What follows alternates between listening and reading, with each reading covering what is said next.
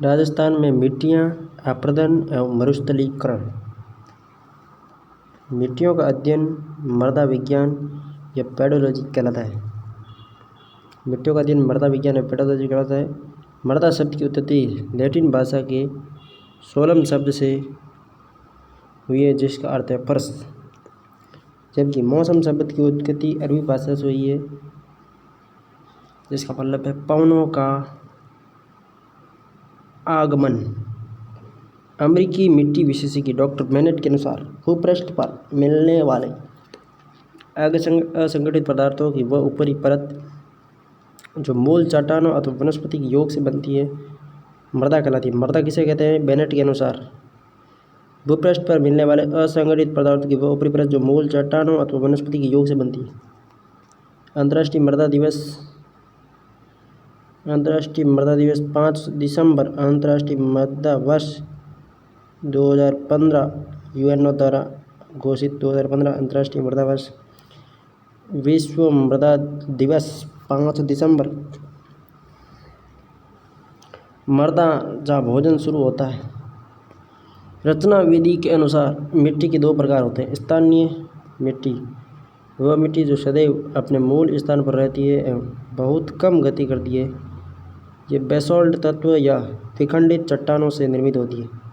राजस्थान में दक्षिण व दक्षिण पूर्वी भाग में काली मिट्टी का इसका उदाहरण है। विस्थापित मिट्टी, नदी एवं पवनों के प्रवाह से अपने मूल स्थानों से हटकर अन्य स्थानों पर स्थानांतरित हो जाने वाली मिट्टी विस्थापित मिट्टी कहलाती है। राजस्थान के उत्तर एवं उत्तर पश्चिम भाग में पाई जाने वाली रेतीली बलुई मिट्टी इसका उदाहरण है। राजस्थान की मिट्टियों को रंग गठन उपजाऊपन के आधार पर निम्न भागों में बांटा गया है। रेतीली बलुई मिट्टी, मरुस्थलीय मिट्टी। ये मिट्टी राजस्थान के पश्चिमी भाग में पाई जाती है। ये राज्य में सबसे अधिक भूभाग पर पाई जाती है। ये मिट्टी राजस्थान के पश्चिमी भाग में पाई जाती है। ये राज्य में सबसे अधिक भूभाग पर पाई जाने वाली मिट्टी। इस मिट्टी के कण मोटे होते हैं जो नमी रोकने में असमर्थ होते हैं। इसमें नाइट्रोजन व कार्बनिक तत्वों की कमी एवं कैल्शियम व फास्फोरस तत्वों की अधिकता होती है। इस कारण ये भूमि अनुपजाऊ होती है। इसमें पीएच मान की अधिकता व जैविक पदार्थों की कमी पाई जाती है। ये मृदा पवनों के द्वारा स्थानांतरित होती है। जिले जैसलमेर, बाड़मेर, बालोतरा, फड़ौदी, जोधपुर ग्रामीण, बीकानेर, जागौर, डीडवाना, कुचामन, चूरू, झुंझुनू, सीकर, अनूपगढ़, गंगानगर। इनमें कौन सी मृदा पाई जाती है? रेतीली बलुई। रेतीली मिट्टी मुख्यतः 3 प्रकार की होती है। लाल रेतीली, इसमें जल सोखने की क्षमता अन्य रेतीली मिट्टी की अपेक्षा अधिक होती है। सर्वाधिक जल ग्रहण क्षमता तो रेतीली मिट्टी में, या जल सोखने की क्षमता को या जल ग्रहण क्षमता को तो रेतीली मिट्टी में। सर्वाधिक जल धारण की क्षमता तो होगी काली मिट्टी में। अगर पानी की उपलब्धता हो तो ये मिट्टी कृषि के लिए उत्तम है, लाल रेतीली।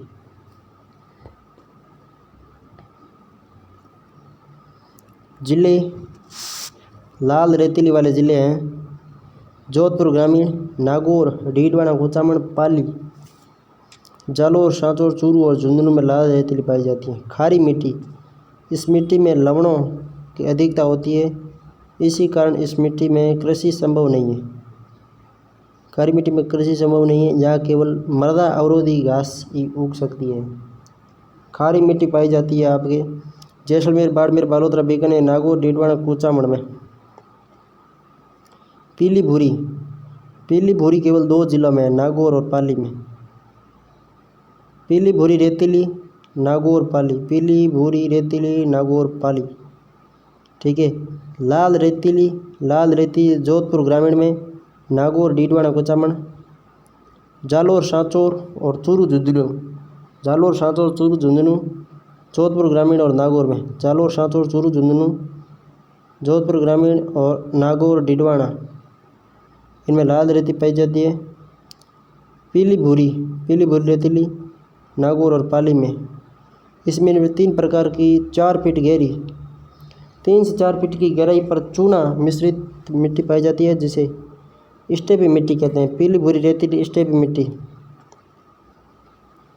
अगली है भूरी रेतीली मिट्टी। भूरी रेतीली में क्या है, वो तो पीली भूरी रेतीली थी।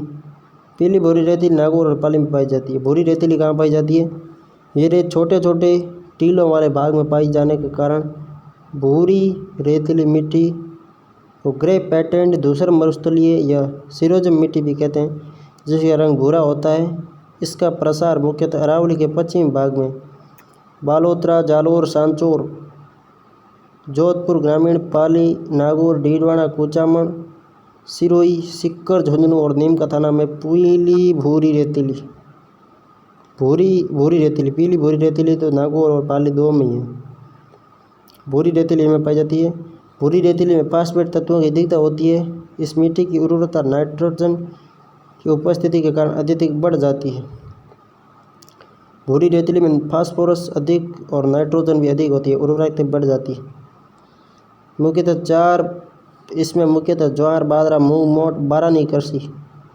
बारानी कृषि वाले वो वर्षा पर आधारित होती है, वो कृषि की जाती है। पश्चिमी राजस्थान की मिट्टियाँ प्राय बालू में हैं, जिनमें 90 से 95% बालू कण पाए जाते हैं। 5 से 7% तक मटियार पाई जाती है। भूरी मिट्टी इस मिट्टी का प्रसार अरावली के पूर्वी भाग में मुख्यतः बनास बेसिन में भूरी मिट्टी पाई जाती है। इसमें नाइट्रोजन और फास्फोरस तत्वों का अभाव होता है। देखिए, भूरी रेतीली में तो नाइट्रोजन व फास्फोरस अधिक पाया जाता है, जबकि भूरी मिट्टी में नाइट्रोजन और फास्फोरस तत्वों का अभाव होता है। ये नदी के प्रवाह क्षेत्र की मृदा जो कृषि के लिए उपयुक्त होती है। भूरी मिट्टी में भीलवाड़ा, शाहपुरा, गंगापुर सिटी, अजमेर, केकड़ी, टोंक, सुईबादपुर, करौली में बनास नदी और उसका आबवा क्षेत्र वहीं पर है। लाल पीली मिट्टी, इस मृदा का लाल रंग लो ऑक्साइड की उपस्थिति के कारण होता है, लेकिन जल योजित रूप में ये पीली दिखाई देती है। जल शामिल होता है तो ये पीली दिखती है, किंतु ये है लाल पीली मिट्टी, इसलिए इस मृदा को लाल पीली मृदा कहा जाता है। सूखी होती है तब लाल दिखती है और जल साथ में होता है तो पीली दिखती है, इसलिए इसे लाल पीली कहते हैं। इसमें चीका व दोमट दोनों प्रकार की मिट्टियाँ पाई जाती है। चीका और दोमट दोनों प्रकार की मिट्टियाँ लाल पीली में पाई जाती है। नाइट्रोजन और फास्फोरस तत्वों की अधिकता किस में पाई जाती है, तो ये पाई जाती है भूरी रेतीली में, और भूरी मिट्टी में नाइट्रोजन और फास्फोरस का अभाव पाया जाता है। चीका और दोमट दोनों प्रकार की मिट्टियाँ लाल पीली में मिलती है। लाल पीली का निर्माण ग्रेनाइट, शिस्ट एवं निस्ट आदि चट्टानों के टूटने से हुआ है। इस कारण नाइट्रोजन, कैल्शियम एवं कार्बनिक यौगिकों की कमी और लो ऑक्साइड की मात्रा अधिक होती है। ये मूंगफली व कपास के लिए उपयुक्त है। लाल पीली के लिए मूंगफली व कपास के लिए उपयुक्त है। प्रसार वाले जिले सोईमाधोपुर, लाल पीली सोईमाधोपुर, सिरोही, करौली, भीलवाड़ा, शाहपुरा, टोंक, अजमेर और केकड़ी। कचरी, जलोद या दोमट मिट्टी, ये राजस्थान के पूर्वी मैदानी भागों में पाई जाती है। इसमें चूने, फास्फोरस और ह्यूमस की कमी पाई जाती है। नाइट्रोजन तो अधिक होता है, किंतु चूना, फास्फोरस और ह्यूमस की कमी पाई जाती है, इसलिए ये मिट्टी सर्वाधिक उपजाऊ होती है। बैरोड में है। जयपुर ग्रामीण, कचारी, जलोढ़ या दोमट मिट्टी तीनों एक ही नाम है। जलोढ़ मिट्टी पूछे तो भी पूर्वी मैदान में, कचारी पूछे, कचारी, जलोढ़ या दोमट दोनों एक ही नाम है। जयपुर ग्रामीण, अलवर, खेड़तल, तितरा, कोटपुर, दौसा, टोंक, सोईमाधोपुर, गंगापुर सिटी, करौली, धौलपुर, भरतपुर व डींग कोटा के कुछ भागों में कचहरी, जलोढ़ या दोमट मिट्टी पाई जाती है। ये नदियों द्वारा बहकर लाई गई मिट्टी होती है। पश्चिमी राजस्थान में हनुमानगढ़, गंगानगर, अनूपगढ़ में मिलती है। जलोढ़ मिट्टी हनुमानगढ़, गंगानगर और अनूपगढ़ में भी मिलती है। कचहरी, जलोढ़ या दोमट मिट्टी हनुमानगढ़, गंगानगर और अनूपगढ़ में भी मिलती है। काली, मध्यम काली रेगुर मिट्टी, उसर रे कल पूछे तो वो रेतीली मिट्टी होगी, जबकि मध्यम काली या रेगुर मृदा तो वो काली मृदा होगी। इसमें फास्फोरस, नाइट्रोजन व जैविक पदार्थों की कमी होती है। पोटाश व कैल्शियम की अधिकता होती है। मुख्यतः कपास का काले का कपास धनिया, चावल, सोयाबीन व दालों के लिए उपयुक्त होती है, जिसमें पोटाश व कैल्शियम तो अधिक होता है, जबकि फास्फोरस, नाइट्रोजन व जैविक पदार्थों की कमी होती है। यह मिट्टी कपास की कृषि के लिए उपयुक्त होती है, इसलिए इसे कपास की काली मिट्टी, ब्लैक कॉटन सॉइल भी कहा जाता है। इसलिए इसे कपास की काली मिट्टी या ब्लैक कॉटन सॉइल कहा जाता है। यह मिट्टी गीली होने पर फूल जाती है और चिपचिपी हो जाती है। गीली होने पर फूल जाती है और चिपचिपी हो जाती है, सूखने पर सिकुड़ जाती है। इस प्रकार शुष्क ऋतु में इस मिट्टी में चौड़ी दरारें पड़ जाती है, इसलिए इसे स्वतः जुताई वाली मिट्टी कहा जाता है। स्वतः जुताई वाली मिट्टी इसलिए कहा जाता है काली को, क्योंकि जब ये सूखती है ना तो इसमें दरारें पड़ जाती है। इसमें बीज डालने पर वापस बारिश होती है तो वापस फैल जाती है। स्वतः जुताई वाली मिट्टी, इसके बारीक कण होते हैं, नमी धारण की क्षमता अधिक होती है। ये उपजाऊ मिट्टी जो ज्वालामुखी निर्मित बेसाल्ट चट्टानों के अपरदन से बनी होती है। काली मिट्टी, इसके बारीक कण होते हैं, नमी धारण की क्षमता अधिक होती है। काली मिट्टी की उपजाऊ मिट्टी है, ज्वालामुखी निर्मित बेसाल्ट चट्टानों के अपरदन से बनी है। काली मिट्टी बेसाल्ट चट्टानों के अपरदन से बनी है। प्रसार वाले जिले राजस्थान के दक्षिण पूर्वी भाग में, विशेषकर हाड़ौती, कोटा, बूंदी, बारां, झालावाड़। लाल लोमी मिट्टी या लेटराइट मिट्टी, लेटराइट पूछे या लाल लोमी पूछे। इसका निर्माण स्फटिकीय व कायांतरित चट्टानों से हुआ है। नाइट्रोजन, कैल्शियम, फास्फोरस की कमी, लौह तत्वों की अधिकता। लाल है, इसका मतलब लौह अधिक पाया जाएगा, मिट्टी का रंग लाल होता है। लेटराइट या लाल लोमी स्फटिक एवं कायांतरित चट्टानों से निर्माण हुआ है। ये स्थानीय मिट्टी है, जिसके कारण कण बारीक होते हैं, जो लंबे समय तक आर्द्रता बनाए रखते हैं। बारीक कण है जो लंबे समय तक आर्द्रता बनाए रखते हैं, इसलिए कम वर्षा में भी अच्छी फसल होती है। मक्का, चावल व गन्ने की फसल के लिए सर्वाधिक उपयुक्त होती है लाल लोमी या लेटराइट मृदा। ये राजस्थान के दक्षिणी भाग में पाई जाती है। बांसवाड़ा, डूंगरपुर, उदयपुर, सलूंबर व चित्तौड़ में पाई जाती है।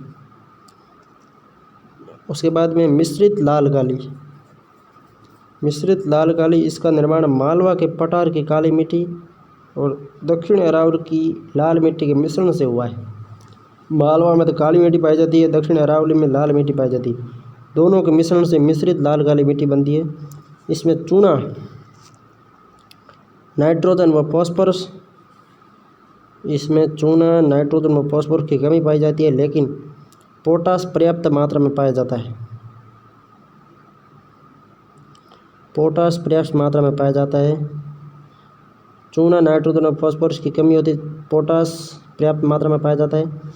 इस मिट्टी में चीका की अधिकता होती है।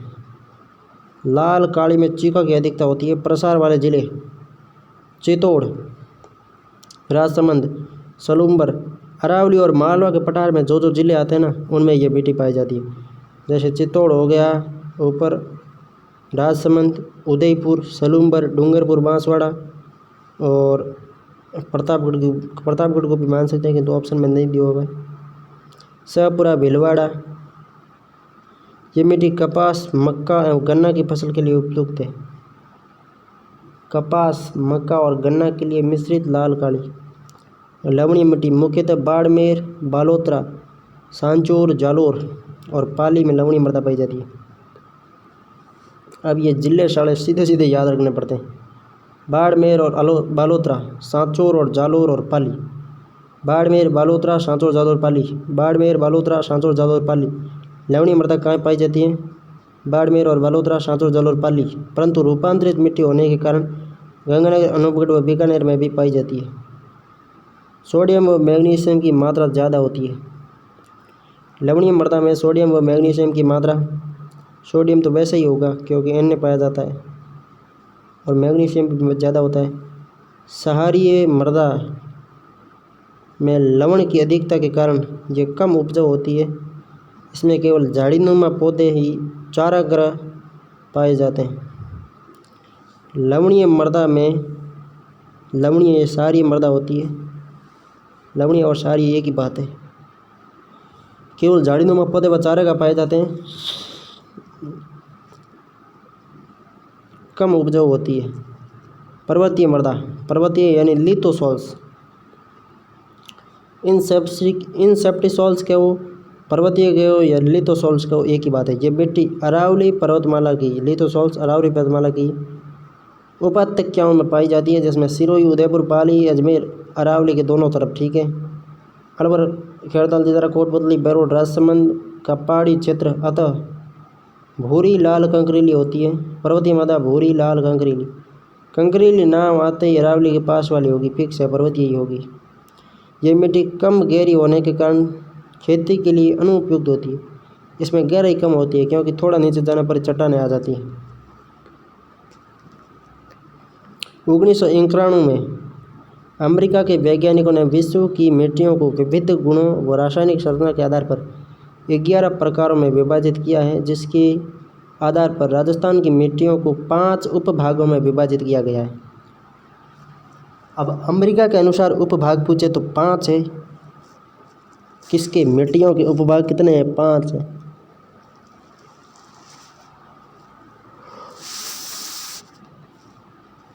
जिसमें एंटीसॉल्स, एरिडीसॉल्स, एंटीसॉल्स पूरे पश्चिमी मरुस्थल में पाई जाती है, जबकि एरिडीसॉल्स अर्धशुष्क क्षेत्र में पाई जाती है। अल्पिसॉल्स पूरी मैदानों में, इंसेप्टिसॉल्स पर्वतीय क्षेत्रों में, और वर्टिसॉल्स वैसे भी वहाँ होती है आपके हाड़ौती क्षेत्र में। अमेरिका के वैज्ञानिकों ने 1991 में 11 भागों में विश्व की मिट्टियों को विभाजित किया, जिसमें राजस्थान के 5 भाग आते हैं। एंटीसॉल्स, जिसे पीली भूरी भी कह सकते हैं, राजस्थान के सर्वाधिक क्षेत्र में विस्तृत है। राजस्थान के पश्चिमी भाग के लगभग सभी जिलों में पाई जाती है एंटीसॉल्स। आंटी सब जगह पाई जाती है, ठीक है, सबके आंटी होती है। इसके 2 उपमृदाकण हैं, सोमेंटस एंड फ्लूवेंटस। एंटीसॉल्स के 2 उपमृदाकण हैं, सोमेंटस एंड फ्लूवेंटस। यह भी क्वेश्चन आया था रिसेंटली स्टेनो में। सोमेंटस व फ्लूवेंटस एंटीसॉल्स से संबंधित है। एरिडीसॉल्स, एंटीसॉल्स के 2 प्रकार है, सोमेंटस एक फ्लूवेंटस। एरिडीसॉल्स शुष्क मिट्टी है। ये मिट्टी शुष्क व अर्धशुष्क जलवायु में पाई जाती है। शुष्क और अर्धशुष्क दोनों में आ गया। सीकर, चूरू, झुंझुनू, नागौर, जोधपुर, ग्रामीण, पाली, जालौर, सांचौर, इसने ये जिले बताए, मतलब अर्धशुष्क में आती है, ठीक है ना। एरिडीसॉल्स, एंटीसॉल्स में सोमेंटस, फ्लूवेंटस। एरिडीसॉल्स में इसका उपमृदाकण ऑर्थिड है। एरिडीसॉल्स का उपमृदाकण पूछे तो ऑर्थिड है, जिसके अंतर्गत कैम्ब्रोऑर्थिडस, कैम्ब्रोकेल्सिऑर्थिडस, सेलोऑर्थिडस, पैलिऑर्थिडस, कैम्ब्रोऑर्थिडस, कैल्सिऑर्थिडस, सेलोऑर्थिडस, पैलिऑर्थिडस, कैम्ब्रोकेसा, सेल पाली। ये कैमरा कैसा है, सेल करनी है पाली में। कैम्ब्रोऑर्थिडस, कैल्सिऑर्थिडस, सेलोऑर्थिडस, पैलिऑर्थिडस। कैमरा कैसा है, सेल करनी है पाली में। एल्पिसॉल्स, एल्पिसॉल्स जलोढ़ मृदा है। इसमें मटियारी मिट्टी अधिक होती है। अधिक होने के कारण उपजाऊ तत्व भी अधिक मात्रा में पाए जाते हैं। ये मुख्यतः आर्द्र जलवायु प्रदेशों में पाई जाती है। एल्पिसॉल्स आर्द्र जलवायु प्रदेश। जयपुर, ग्रामीण, दौसा, अलवर, खेड़ताल, तिजारा, कोटपुतली, बैरोड, जयपुर, डींग, सवाई माधोपुर, गंगापुर सिटी, करौली, धौलपुर, टोंक, भीलवाड़ा, शाहपुरा, चित्तौड़, राजसमंद, उदयपुर, सलूंबर, बांसवाड़ा, डूंगरपुर, बूंदी, झालावाड़, प्रतापगढ़ में पाई जाती है। एल्पिसॉल्स तो हाड़ौती क्षेत्र में भी पाई जाती है, किंतु वर्टिसॉल्स हाड़ौती के अलावा कहीं नहीं पाई जाती है। एल्पिसॉल्स का एक उपमृदाकण है, उसका नाम है एप्लुस्थाल्पस। देखिए एंटी के दो उपनाम थे, एक तो सोमेंटस एक फ्लूवेंटस, और उसके बाद में एरिडिसोल्स आई। एरिडिसोल्स के 4 उपमर्दागण थे, कैल्सिओर्थिस्टस, कैम्ब्रोओल्थिडस, सेलिओर्थिडस और पेलिओर्थिडस। जबकि एल्पिसोल्स का एक उपमर्दागण है जिसका नाम है एप्लूस्टाल्पस। एल्पिसोल्स यानी एप्लूस्टाल्पस। ठीक है, अब जैसा है वैसा ही नाम याद करना पड़ेगा।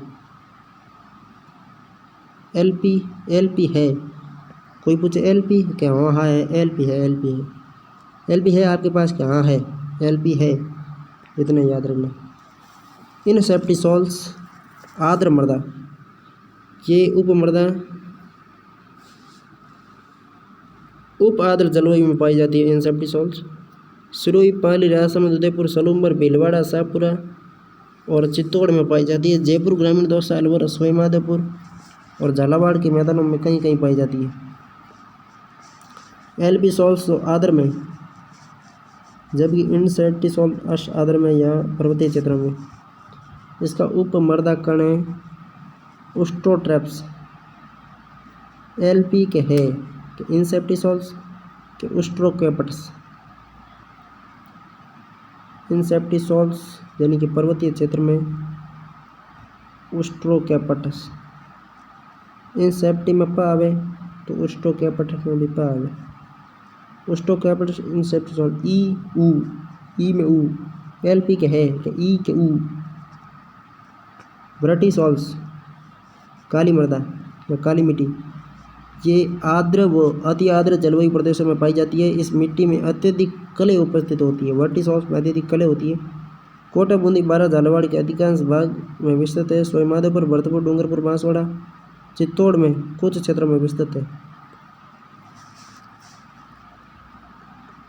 इसके 2 उपमर्दाकण हैं वर्टिसोल्स के, पैलियोस्टेटस और क्रोमस्टेटस।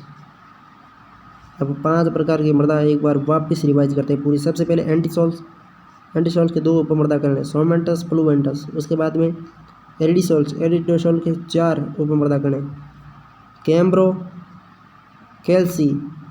कैम्ब्रोओल्थिडस, कैल्सिओर्थिडस, सेलिओर्थिडस और उसके बाद में पेलिओर्थिडस। उसके बाद में आती है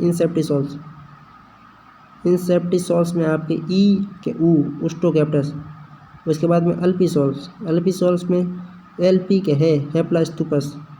उसके बाद में वर्टिसोल्स में पेलियोस्टेटस और क्रोमस्टेटस। राजस्थान में मिट्टी की उर्वरता पश्चिम से पूर्व की ओर बढ़ती है। पश्चिम से पूर्व की ओर जाता है तो मिट्टी की उर्वरता बढ़ती है।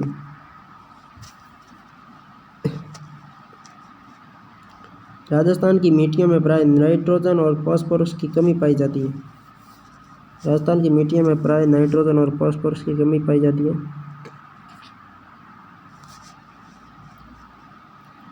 राजस्थान की मिट्टियों में किसकी कमी होती है? नाइट्रोजन और फास्फोरस की। जबकि पश्चिमी राजस्थान में फास्फोरस की कमी नहीं पाई जाती है। राजस्थान में सर्वाधिक पाई जाने वाली मिट्टी रेतीली बलुई मिट्टी है। राजस्थान के कृषि विभाग ने राजस्थान की मृदा वर्गीकरण निम्न प्रकार प्रस्तुत किया है। राजस्थान भूगोल हरिमोहन सक्सेना के अनुसार साइरोजेक्स गंगानगर में, रेवेरिना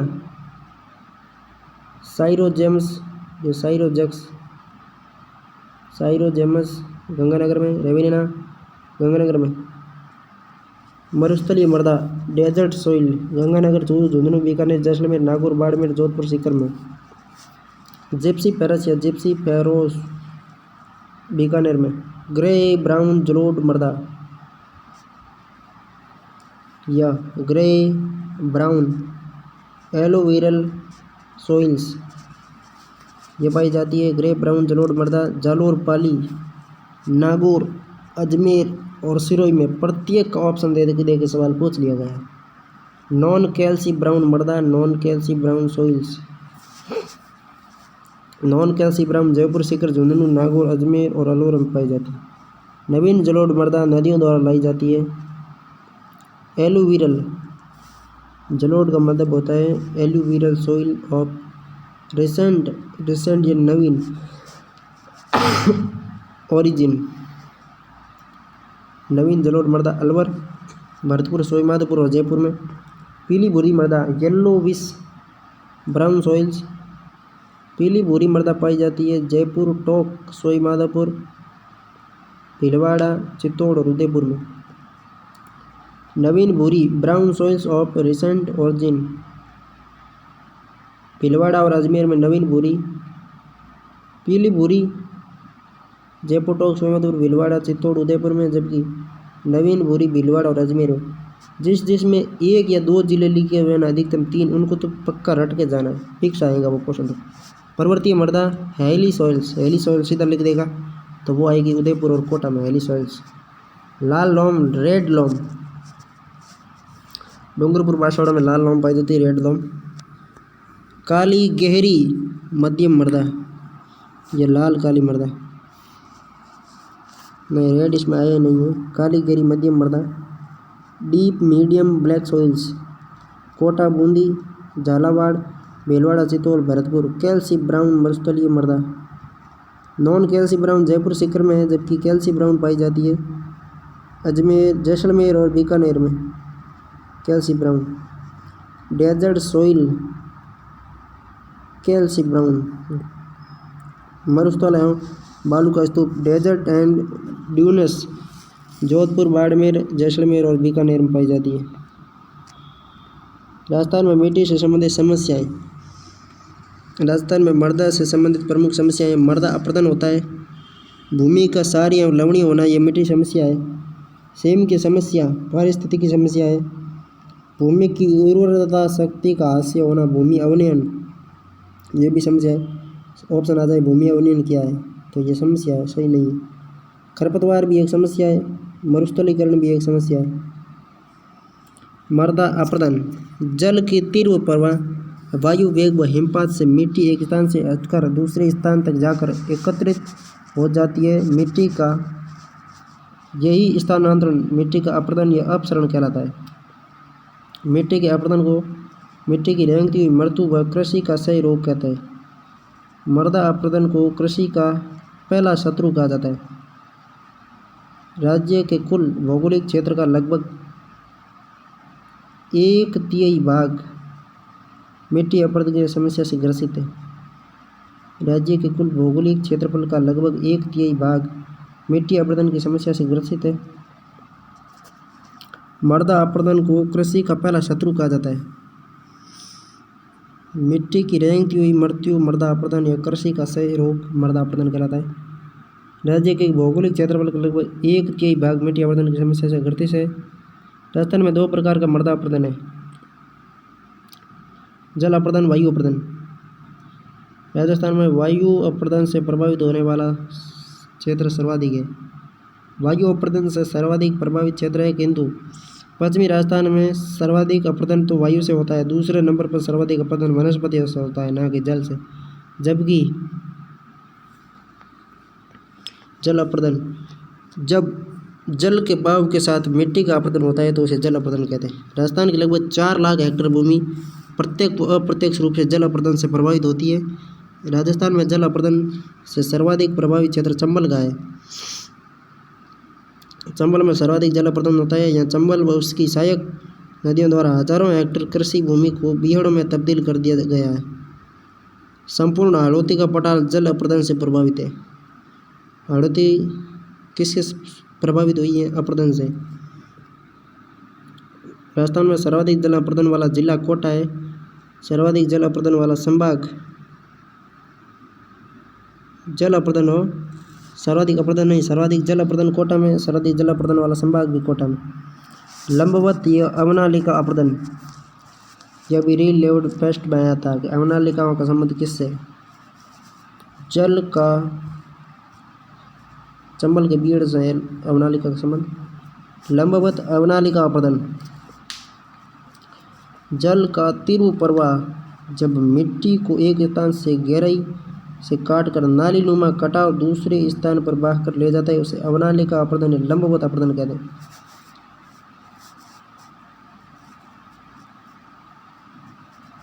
मिट्टी का गहराई से नालीनुमा कटाव, नालीनुमा कटाव ही अब नाली का मतलब नालीनुमा कटाव अब नाली का कहलाता है।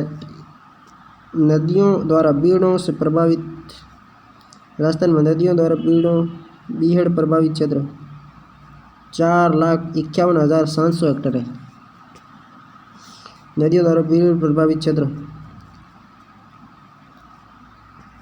चंबल, कोटा, बूंदी, सवाई माधोपुर, भरतपुर में बीहड़ प्रभावित क्षेत्र है चंबल का 1,30,000 सर्वाधिक है इसका, जबकि काली सिंध कोटा में 40,000, पार्वती कोटा में 40,000, बनास, सवाई माधोपुर, टोंक और भीलवाड़ा में 40,000, पांचना, सवाई माधोपुर में 30,000। राजस्थान सांख्य की रिपोर्ट है, ठीक है, इंपॉर्टेंट है। चंबल सर्वाधिक करती है, उसके बाद में काली सिंध कोटा, पार्वती भी कोटा में ही करती है, बनास, सवाई माधोपुर, टोंक और भीलवाड़ा में करती है, पांचना सवाई माधोपुर में। पांचना नदी तो करौली है किंतु करती सवाई माधोपुर में, ठीक है। राजस्थान में सर्वाधिक अवनालिका अपरदन वाली नदी, यही क्वेश्चन आया था मेरे ख्याल से, चंबल है। राजस्थान में सर्वाधिक अवनालिका अपरदन वाला जिला कोटा। जब नदी द्वारा गहरा अपरदन हो तो इससे बनी हुई आकृतियाँ बीहड़ या उत्कात स्थलाकृति कहलाती है। नदी द्वारा गहरा अपरदन होता है तो इससे बनी हुई आकृतियाँ बीहड़ या उत्कात स्थलाकृति कहलाती है। राजस्थान में बीहड़ भूमि द्वारा प्रभावित कुल क्षेत्र 4,51,700 हेक्टेयर है, अभी पीछे देखा था हमने। अब जिलेवार, पहले तो नदी द्वारा बताया गया था, अब जिलेवार है। कोटा में सर्वाधिक है 1,32,000, उसके बाद में सवाई माधोपुर में 1,30,000, बूंदी में 86,000 और भरतपुर में 53,000। बीहड़ भूमि द्वारा प्रभावित कुल क्षेत्रों में निम्न प्रकार है। राजस्थान में बीहड़ भूमि द्वारा सर्वाधिक प्रभावित जिले कोटा, सवाई माधोपुर, बूंदी, भरतपुर है। यदि लाइन वाई है, सबसे पहले कोटा आएगा, उसके बाद में भरतपुर ही, सवाई माधोपुर ही आएगा, उसके बाद में बूंदी और उसके बाद में भरतपुर ही आएगा। राजस्थान में बीहड़ भूमि द्वारा न्यूनतम प्रभावित जिला, ये सवाल इंपॉर्टेंट है क्योंकि ये सांख्य की रिपोर्ट में से उठाया गया है। राजस्थान में बीहड़ भूमि द्वारा न्यूनतम प्रभावित जिला बांसवाड़ा है। राजस्थान में बीहड़ भूमि द्वारा न्यूनतम प्रभावित जिला बांसवाड़ा।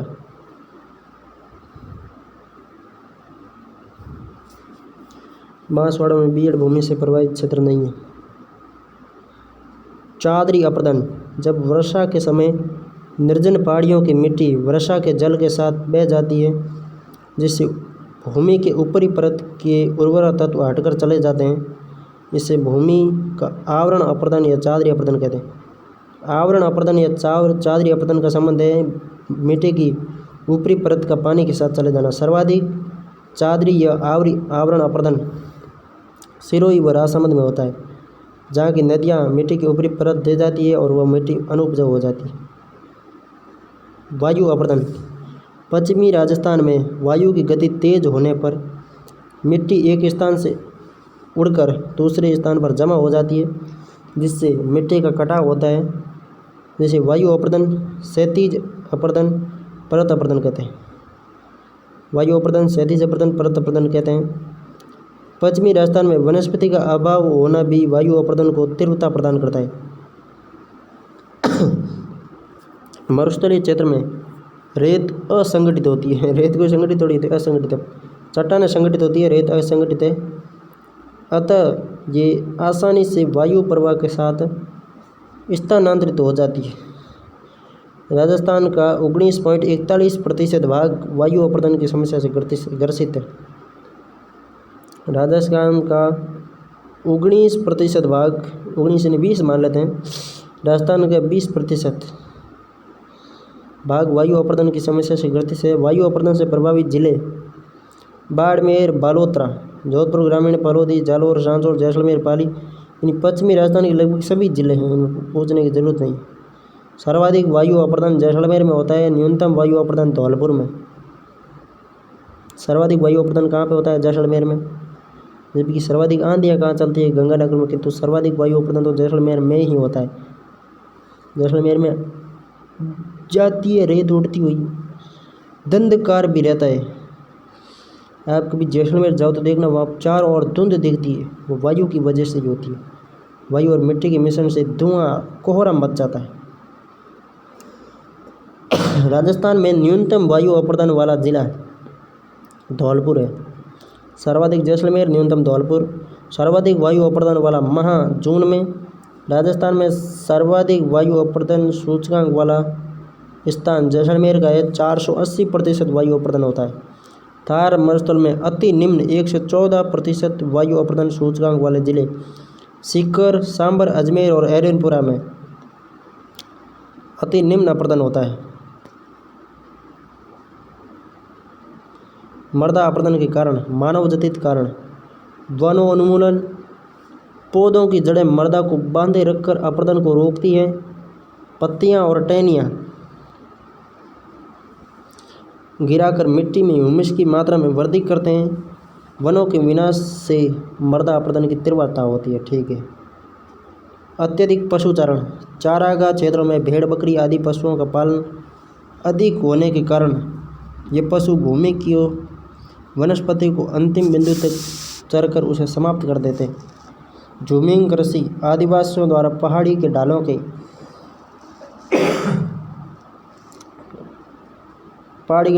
के वनों को काटकर कृषि योग्य बनाया जाता है। वनस्पति रहित ऐसी नग्न भूमि में तेजी से अपरदन होता है।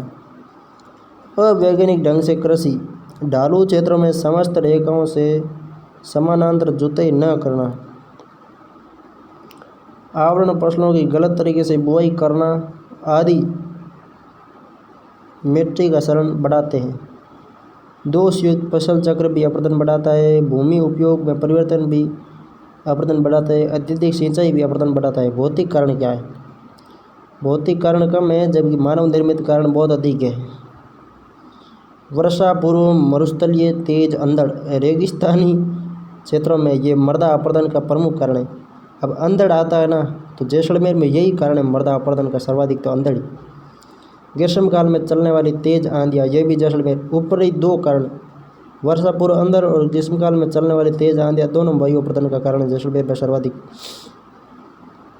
बाढ़ और भूस्खलन में अपरदन, ये बाढ़ होती है जैसे पूर्वी मैदानों में और भूस्खलन अरावली पर्वतीय क्षेत्रों में होता है। मृदा अपरदन से हानियाँ। भूमि की उर्वरता व कृषि उत्पादकता में कमी होना। आकस्मिक बाढ़ों का आना। नदियों के तल में बालू के जमा होने से नदी की धारा में परिवर्तन होना। गड्ढों के बनने व नदियों के किनारे की भूमि के क्षरण होने के कारण खेतियों की भूमि कम होना। मरुस्थल का प्रसार होने लगता है। सूखा व बाढ़ का प्रभाव बढ़ जाता है। ढालों की कृषि योग्य भूमि पर खेती को रोका जाए। मृदा अपरदन को रोकने के उपाय।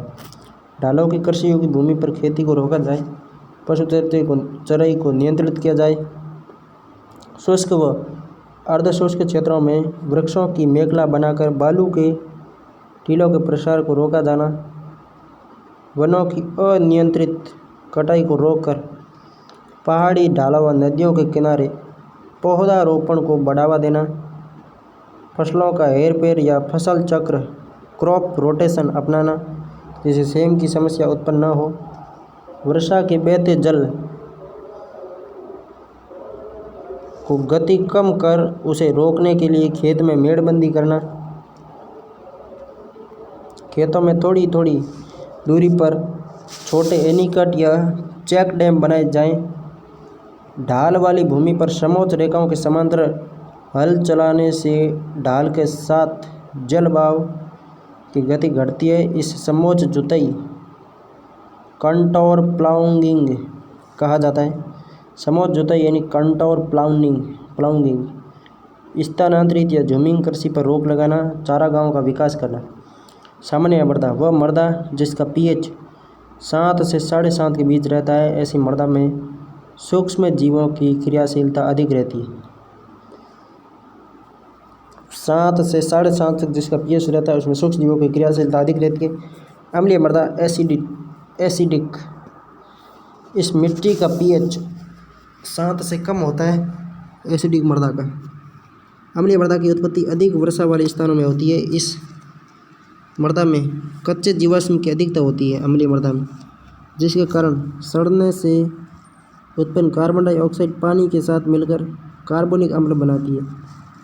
अम्लीय मिट्टी के समाधान के लिए चूने का प्रयोग किया जाता है। अम्लीय मिट्टी के समाधान के लिए चूने के प्रयोग द्वारा अम्लीय मृदा के कणों से हाइड्रोजन आयन बाहर आ जाते हैं और वो मृदा स्वस्थ बन जाती है।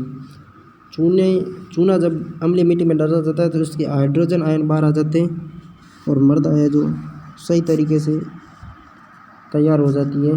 फिर बाद में लवणीय या क्षारीय दोनों एक ही प्रकार है, या तो लवण के हो या क्षार के हो, दोनों एक ही बात है। एल्कालीन क्षारीय मृदा का पीएच 7 से अधिक होता है, अम्लीय का 7 से कम, क्षारीय का 7 से अधिक। ये लवणीय, क्षारीय, रेह, ऊसर, कलर, थुर, रांकड़, नमकीन मिट्टी कहलाती है। उसमें sodium carbonate, sulphate, chloride, calcium, magnesium आदि तत्व पाए जाते हैं।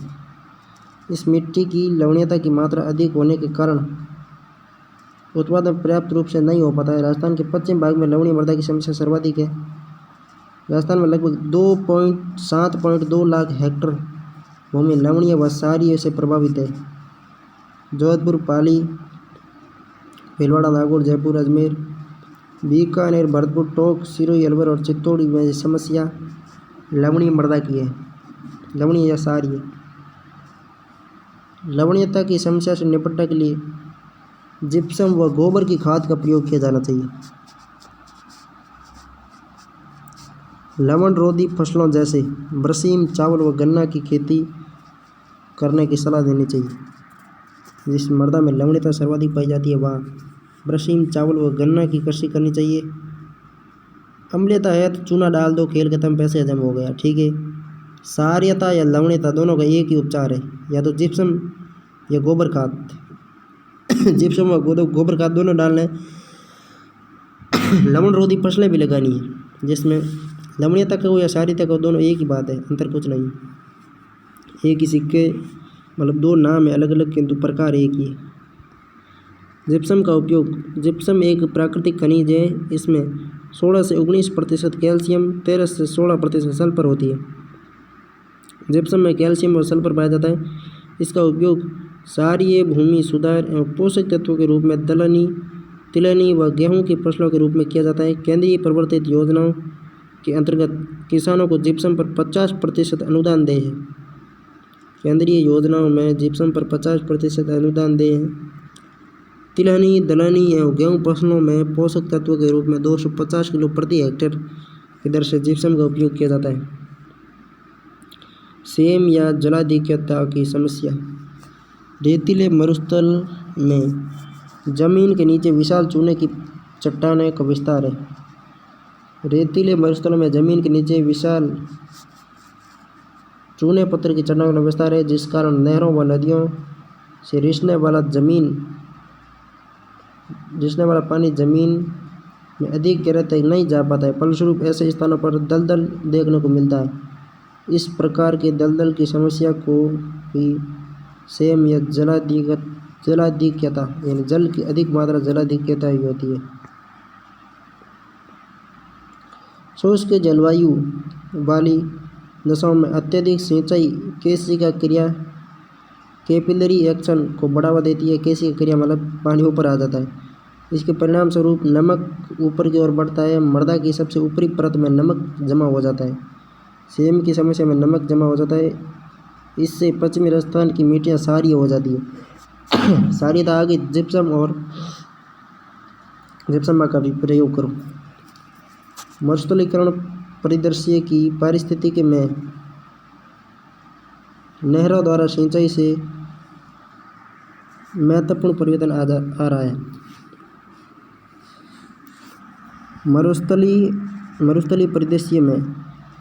मरुस्थलीय परिदृश्य की पारिस्थितिकी में नहरों द्वारा सिंचाई से महत्वपूर्ण परिवर्तन आ रहा है।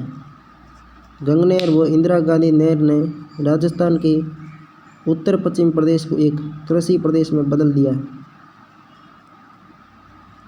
अत्यधिक सिंचाई व पानी के ठहराव से इस क्षेत्र में सेब की समस्या अधिक हो गई है। सेब की सर्वाधिक समस्या इंदिरा गांधी नहर व गंगनहर के क्षेत्रों में है। नहरों की दृष्टि से सर्वाधिक सेब प्रभावित जिला हनुमानगढ़ का बड़ोपल है। द्वितीय स्थान गंगानगर का सर्वाधिक स्वयं प्रभावित गांव बड़ोपल है। हनुमानगढ़ के बड़ोपल, भगवान दास, देईदास, कनवानी, गंदेली, दौलता वाली, जाखड़ा वाली, जाखड़ जाट है, जाखड़ा वाली गांव सर्वाधिक स्वयं से प्रभावित है। हनुमानगढ़ जिले के टिब्बी, रावतसर, हनुमानगढ़, पीलीबंगा, श्री गंगानगर के सूरतगढ़ ब्लॉक के 22,000 हेक्टेयर भूमि स्वयं ग्रसित है। स्वयं समस्या का समाधान है। सेम की समस्या को रोकने के लिए सफेदा, यूकेलिप्टस इंडिका, ऑस्ट्रेलियन पौधा है सफेदा, यूकेलिप्टस इंडिका सर्वाधिक उपयुक्त माना जाता है। सिंचाई के नवीन और वैज्ञानिक तरीकों को जैसे बूंद बूंद सिंचाई प्रणाली को अपनाया जाना चाहिए, जिससे न तो सर्वाधिक पानी गिरेगा और न ही सर्वाधिक पानी। सेम की समस्या होगी, जल अधिकता होगी। नहरों की लाइनिंग करना, जिससे नहरों से रिसाव नहीं हो। स्प्रिंकलर सिंचाई पद्धति को अपनाना, कृषि जल के अनुचित प्रबंधन को रोकना। इंडो डच जल निकासी परियोजना नीदरलैंड के सहयोग से 2003 में हनुमानगढ़ जिले में सेम की समस्या से प्रभावित क्षेत्र चल रही है। इस योजना के तहत यूकेलिप्टस या सफेदा नामक पेड़ दलदल को रोकने के लिए लगाए जा रहे हैं। भूमि अवनयन या भूमि की उर्वरता शक्ति का हास्य होना, भूमि अवनयन या भूमि की उर्वरता शक्ति का हास्य होना, उपजाऊ भूमि की गुणवत्ता, उपयोगिता एवं उत्पादकता में कमी आना भूमि अवनयन कहलाता है। इसे भू निम्नीकरण या भूमि की गुणवत्ता में कमी भी कहा जाता है। भूमि अवनयन प्राकृतिक व मानवीय दोनों कारणों से होता है।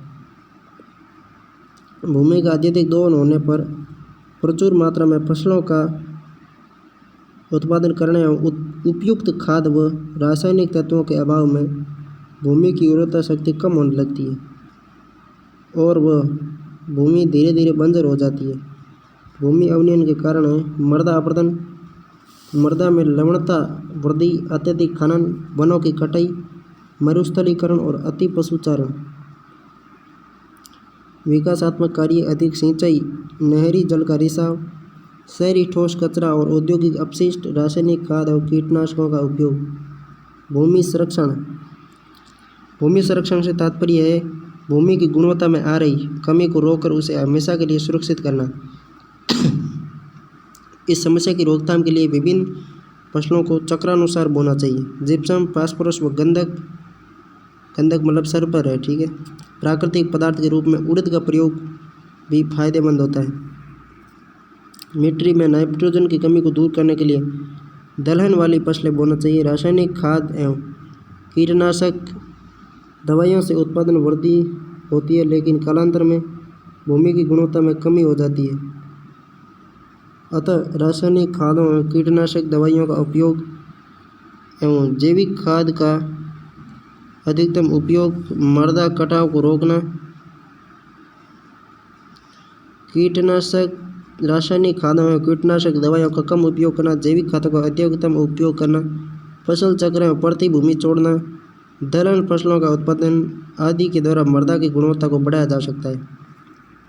खरपतवार की समस्या, मुख्य फसल के साथ उग जाने वाले अवांछित या अनावश्यक पौधे खरपतवार कहलाते हैं। निनाण, खेतों में फसलों के बीच उगी खरपतवार को हटाना, स्थानीय भाषा में निनाण कहा जाता है। सूढ़, फसल बोने से पहले फसल के स्थान पर अनावश्यक पौधे और झाड़ियों को हटाना सूढ़ कहलाता है। मरुस्थल का अर्थ है मृत भूभाग, मृत भूभाग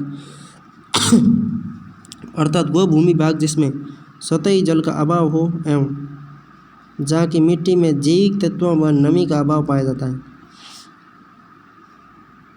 मरुस्थलीकरण उस प्रक्रिया को कहते हैं जिसके द्वारा किसी भूभाग में रेगिस्तान, मरुभूमि का निर्माण या विस्तार होता है। वनों की अनियंत्रित कटाई व पशुधन की अधिकता से भूमि पर जैविक दबाव पड़ने से मरुस्थलीकरण को बढ़ावा मिलता है। वैज्ञानिकों के अनुमान में 20वीं शताब्दी के अंत तक सारा मरुस्थल का विस्तार 20% बढ़ गया है। इसी प्रकार थार मरुस्थल भी प्रतिवर्ष 13,000 एकड़ भूमि को निगल जाता है। थार का मरुस्थल प्रतिवर्ष 13,000 एकड़ भूमि को निगल जाता है।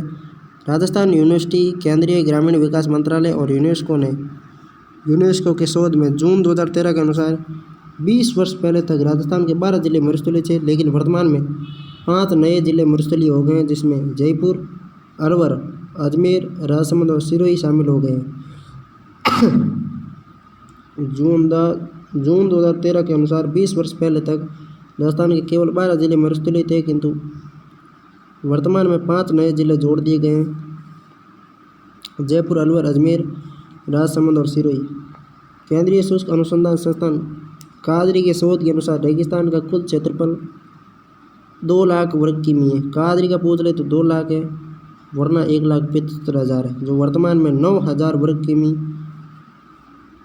और बढ़ गया है, 2,09,000 हो गया। मरुस्थल का विस्तार राजस्थान के पूर्व दिशा और उत्तर दिशा की ओर हो रहा है। वर्तमान में राज्य का लगभग 67% भाग मरुस्थल की चपेट में आ चुका है। जैसलमेर का नाचना गांव रेगिस्तानी प्रसार के लिए जाना जाता है। राष्ट्रीय कृषि आयोग ने 12 जिलों को मरुस्थलीय माना है।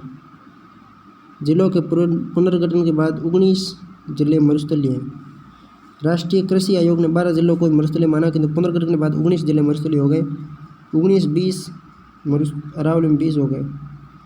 मरुस्थल का सर्वाधिक विस्तार वाले दर्रे मीठड़ी, बर और सांबर मीठड़ी, बर और सांबर दर्रों से मरुस्थल का सर्वाधिक विस्तार हो रहा है।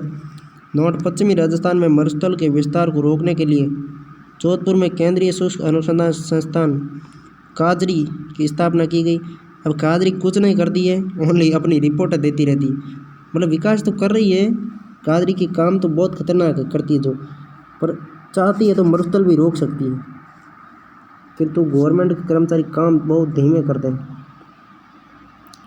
मरुस्थलीकरण के प्रमुख कारण: मानव जनित कारण, भूजल का अंधाधुंध दोहन करना, अनियंत्रित पशुचारण करना, वृक्षों की अंधाधुंध कटाई करना, ग्रामीण क्षेत्रों से पलायन होना व नगरीकरण का बढ़ना, भूमि उपयोग में परिवर्तन, जनसंख्या दबाव।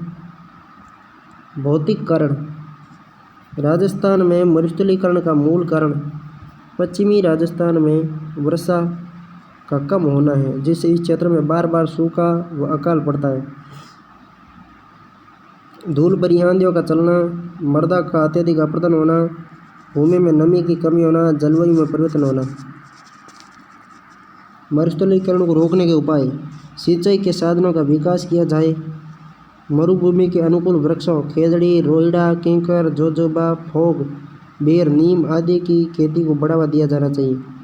मैं तो मानता हूँ नीम सर्वाधिक लगे ना तो मरुस्थल को एकदम विकसित किया जा सकता है। वायु रोधी वृक्षारोपण पट्टी लगाई जाए, ये भी इम्पोर्टेंट है। पशुओं की चराई को नियंत्रित किया जाना चाहिए। लकड़ी और कोयले पर निर्भरता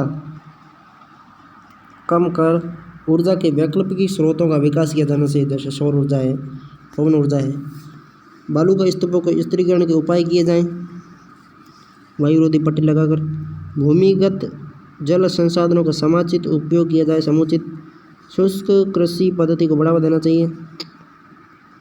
वनोन्मूलन पर नियंत्रण: कुछ स्थानों पर मरुस्थलीकरण की समस्या को रोकने के लिए सुबबूल, लूसियाना, ल्यूकोस्पेला का रोपण भी किया जा रहा है।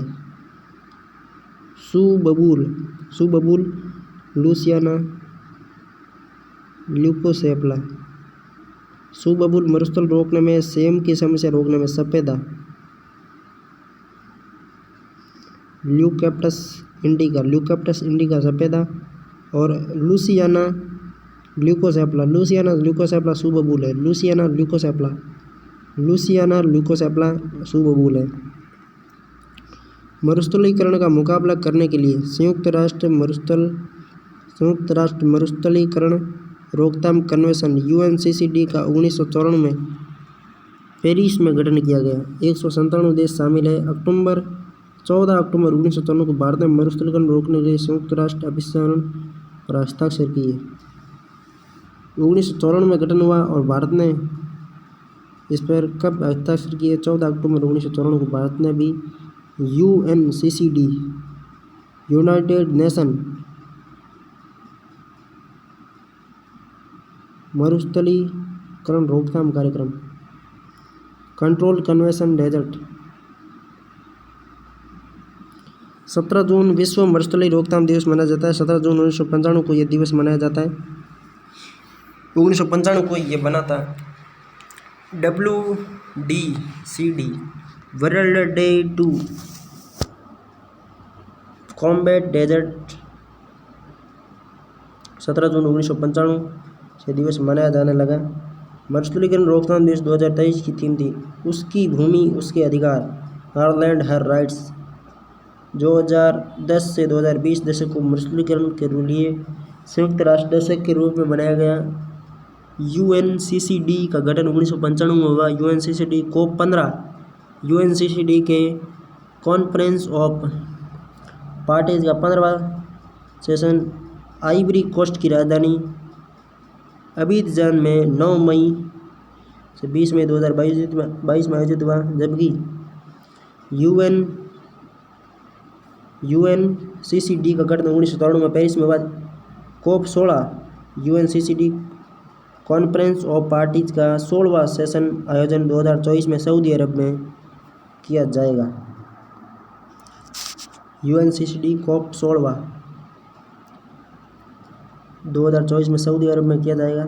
17 जून 2021 को विश्व मरुस्थलीकरण रोकथाम दिवस पर केंद्रीय पर्यावरण, वन और जलवायु परिवर्तन मंत्रालय मंत्री बाबुल सुप्रियो ने मरुस्थलीकरण एवं भूमि शरण एटलस का नवीन संस्करण जारी किया है। इसे अहमदाबाद में स्थित स्पेस एप्लीकेशन सेंटर प्रकाशित करता है। राज्य में प्रमुख भूमि सुधार कानून।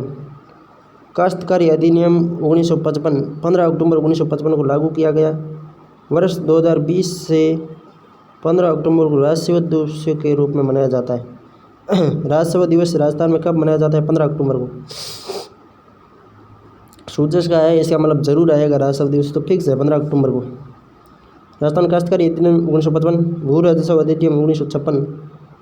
काश्तकारी अधिनियम 15 अक्टूबर 1955 को लागू हुआ। 15 अक्टूबर को क्या मनाया जाता है? राजस्व दिवस। भू राजस्व अधिनियम कृषि भूमि का सुव्यवस्थित रिकॉर्ड रखने के लिए भू राजस्व अधिनियम 23 मई 1956 को आया। राजस्थान भू राजस्व अधिनियम पारित किया गया। इसके पारित होने से किसानों को अपनी भूमि पर हक मिला 1956 के अधिनियम से। राजस्थान भूमि सुधार एवं जागीरदारी पुनर्ग्रहण। जागीरदारी 52 में, काश्तकारी 55 में, भू राजस्व 56 में, जागीरदारी विश्वेदारी 20.60 से 1.59 में। क्षेत्रफल की दृष्टि से सर्वाधिक बंजर भूमि वाला जैसलमेर। प्रतिशत की दृष्टि से सर्वाधिक बंजर भूमि वाला जिला जैसलमेर। प्रतिशत पूछे या क्षेत्रफल पूछे, दोनों में जैसलमेर। प्रतिशत की दृष्टि से न्यूनतम बंजर भूमि हनुमानगढ़ में। सर्वाधिक प्रतिभूमि जोधपुर में। न्यूनतम बंजर भूमि हनुमानगढ़ में 0.17। केंद्रीय भू सर्वेक्षण बोर्ड का कार्यालय जयपुर व सीकर में है। केंद्रीय भू सर्वेक्षण बोर्ड का कार्यालय कहाँ पे? एक तो जयपुर में, एक सीकर में। राजस्थान के सभी जिलों में कुल 113 मिट्टी परीक्षण प्रयोगशालाएं। राजस्थान में कुल कितनी मिट्टी की परीक्षण प्रयोगशालाएं? 113 है, जिसमें 101 स्थिर प्रयोगशालाएं और 12 भ्रमणशील प्रयोगशालाएं। 12 बाहरी हो जाए भ्रमणशील है। राजस्थान की पहली मिट्टी परीक्षण प्रयोगशाला जोधपुर में 1958 में।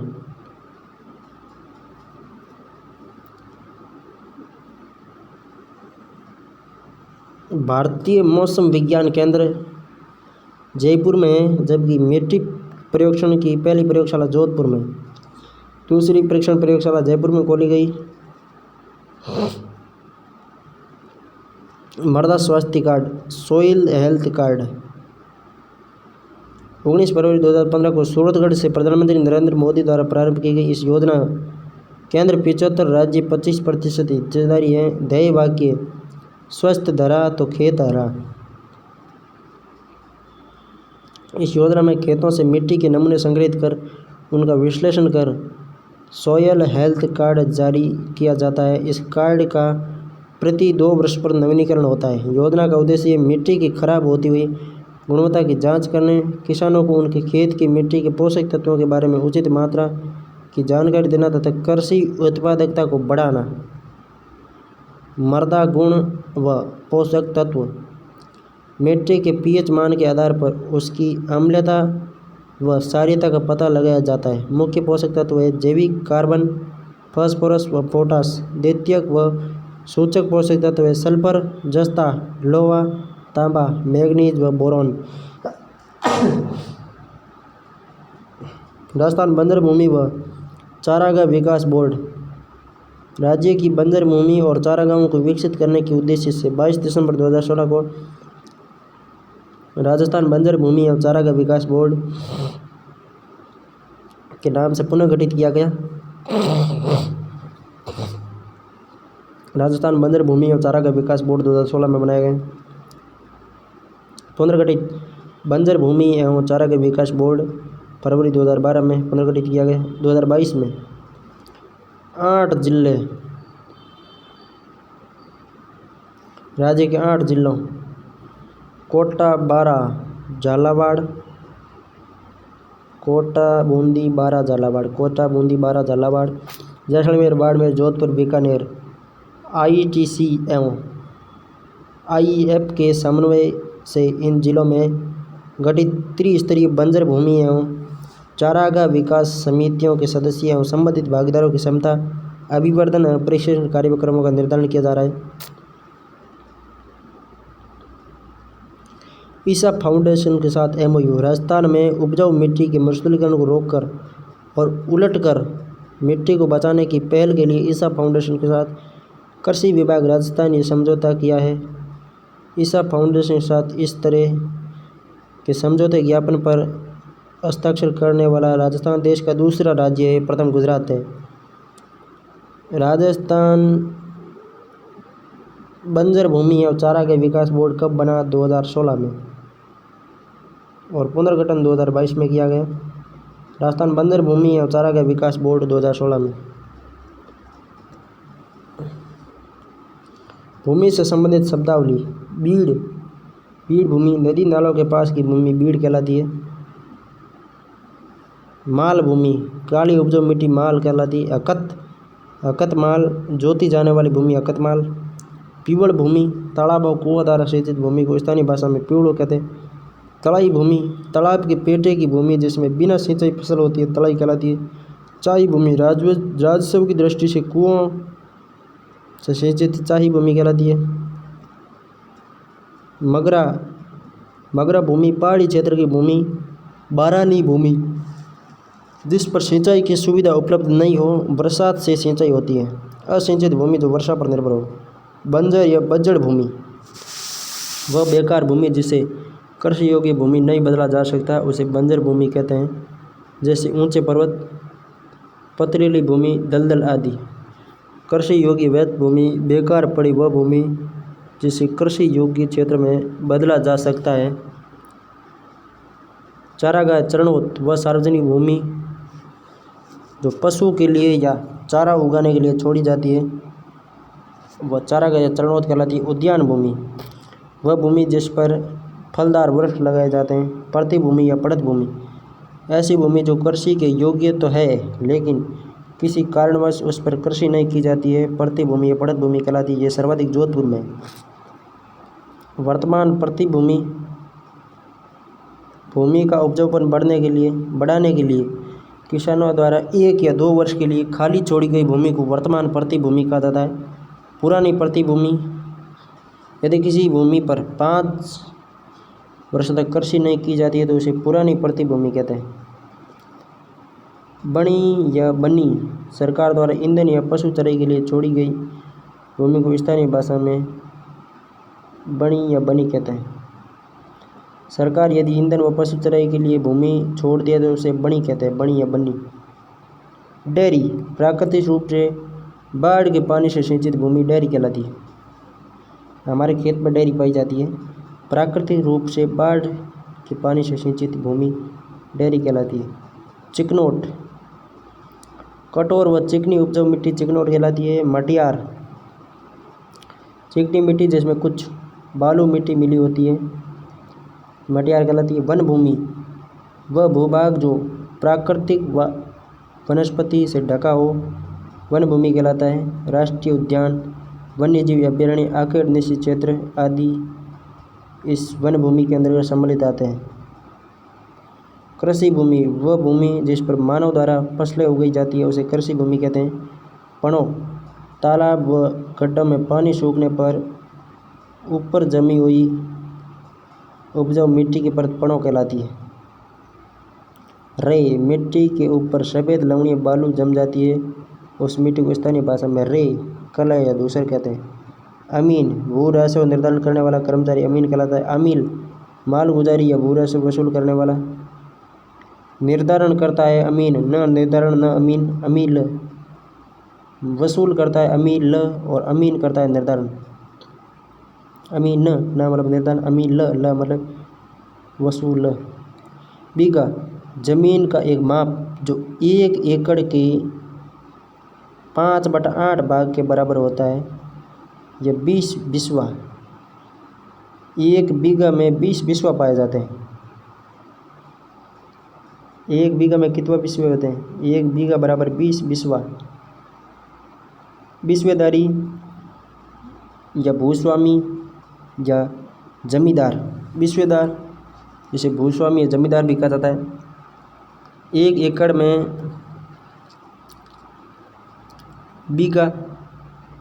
बीघा उसे कहते हैं 1 एकड़ का 5/8 भाग। माल गुजारी, रियासती कार में लिया जाने वाला भू राजस्व या लगान माल गुजारी कहलाता था। बिगोड़ी, प्रति बीघा पर लिया जाने वाला कर बिगोड़ी कहलाता था। चक, जमीन का एक भाग चक कहलाता है। गिरदावरी, एक नक्शा जो खेत या जमीन की सीमा को प्रदर्शित करता है। गिरदावरी, कृषि उपज का विवरण भी दिया जाता है। खसरा, खेत का रजिस्टर खसरा कहलाता है। गिरदावरी, जमीन का नक्शा जिसमें खेत की सीमाएं प्रदर्शित होती है, गिरदावरी कहलाती है। खसरा में जिसके बारे में सभी आवश्यक सूचनाएं होती हैं। खसरा एक रजिस्टर जिसमें खेत के बारे में सभी सूचनाएं होती हैं। खुद काश्त वह कृषि जो स्वयं भूस्वामी द्वारा काश्त किया जाता है, उन्हें खुद काश्त किया जाता है। चड़स, चमड़े की बाल्टी या डोल चड़स कहलाती है। लाव, सन या मोटा रस जैसे चड़स को कुएं से पानी निकाला जाता है। उदयपुर तथा कोटा जिलों में अधिकांशतः है पर्वतीय मृदा। लेटेराइट मृदा पाई जाती है। लेटेराइट या लाल लोमी तो डूंगरपुर में। डूंगरपुर बांसवाड़े की मृदा लाल लोमी। रेंगती हुई मृत्यु मृदा और उर्वरता का हास्य। कच्छारी मिट्टी पाई जाती है कोटा बूंदी में। कच्छारी का कोटा बूंदी।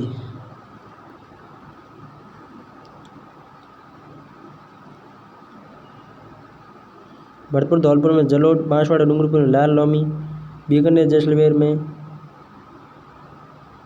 रेतीली तो कोटा बूंदी में कचारी। राजस्थान के निम्नलिखित में से किन जिलों में इनसेप्टिसॉल्स मृदा पाई जाती है? इनसेप्टिसॉल्स यानी पर्वतीय मृदा पाली, भीलवाड़ा और सिरोही में पाई जाती है। इनसेप्टिसॉल्स का उपमृदा कण क्या है? ई यानी ऊ, उस्टोपल से ऐसा कुछ है। राजस्थान के किस भाग में एंटीसॉल्स पश्चिम भाग में एंटीसॉल्स के 2 प्रकार के, सोमेंटस फ्लुवेंटस। एल्बिसॉस, एलपी है हेल्पोसस, एल्बिसॉल्स पाई जाती है जयपुर, दौसा और अलवर में। कृषि विभाग राजस्थान के मृदा वर्गीकरण के अनुसार जिप्सी पेरम मृदा बीकानेर में पाई जाती है। खाली जगह आते हैं, इसमें ऑप्शन रखना है। काली मृदा जानी जाती है, काली मृदा रेगुर मृदा के नाम से जानी जाती है। रे नहीं, रेगुर मृदा। स्वजोत काली मृदा में पाई जाती है। स्वजोत से तात्पर्य है कि काली मृदा जब सूखती है तो उसमें दरारें पड़ जाती है, और यदि उसमें हम दाना डाल देते हैं तो बाद में जब बरसात होती है तो वो वापस फैल जाती है और अपने आप पौधे उग जाते हैं। ये स्वजोत का कारण है। वह जिला युग लाल पीली अजमेर व सिरोही में पाई जाती है। नाइट्रेट की उपस्थिति के कारण कौन सी मृदा उर्वरक है? भूरी रेतीली नाइट्रेट की उपस्थिति के कारण उर्वरक है। भूरी रेतीली में नाइट्रेट की उपस्थिति पाई जाती है। चंबल बेसिन की खंड भूमि को कहा जाता है, चंबल बेसिन की खंड भूमि को अम्ला निकाय कहा जाता है। यह आ गया देखो सवाल भी। चंबल बेसिन की खंड भूमि को अवनालिकाएं कहा जाता है। राजस्थान में कौन सी मृदा को क्रोमोस्टेटस स्टेटोस्टेटस वर्टिसॉल्स को क्रोमोस्टेटस या स्टेटोस्टेटस कहा जाता है। वर्टिसॉल्स नहीं पाई जाती बीकानेर चूरू में। लाल दोमट मृदा पाई जाती है बांसवाड़ा में। राजस्थान में मरुस्थलीकरण का कारण नहीं है, जैविक खेती कहाँ से मरुस्थलीकरण का कारण होगा। सेम की समस्या कृषि को क्षति पहुंचाती है। हनुमानगढ़ में सर्वाधिक सेम की समस्या है बड़ोपल गांव में। राजस्थान के किन जिलों में लाल व पीली मृदा पाई जाती है। सवाईमाधोपुर, सिरोही, भीलवाड़ा और अजमेर में लाल पीली मृदा पाई जाती है। अरावली व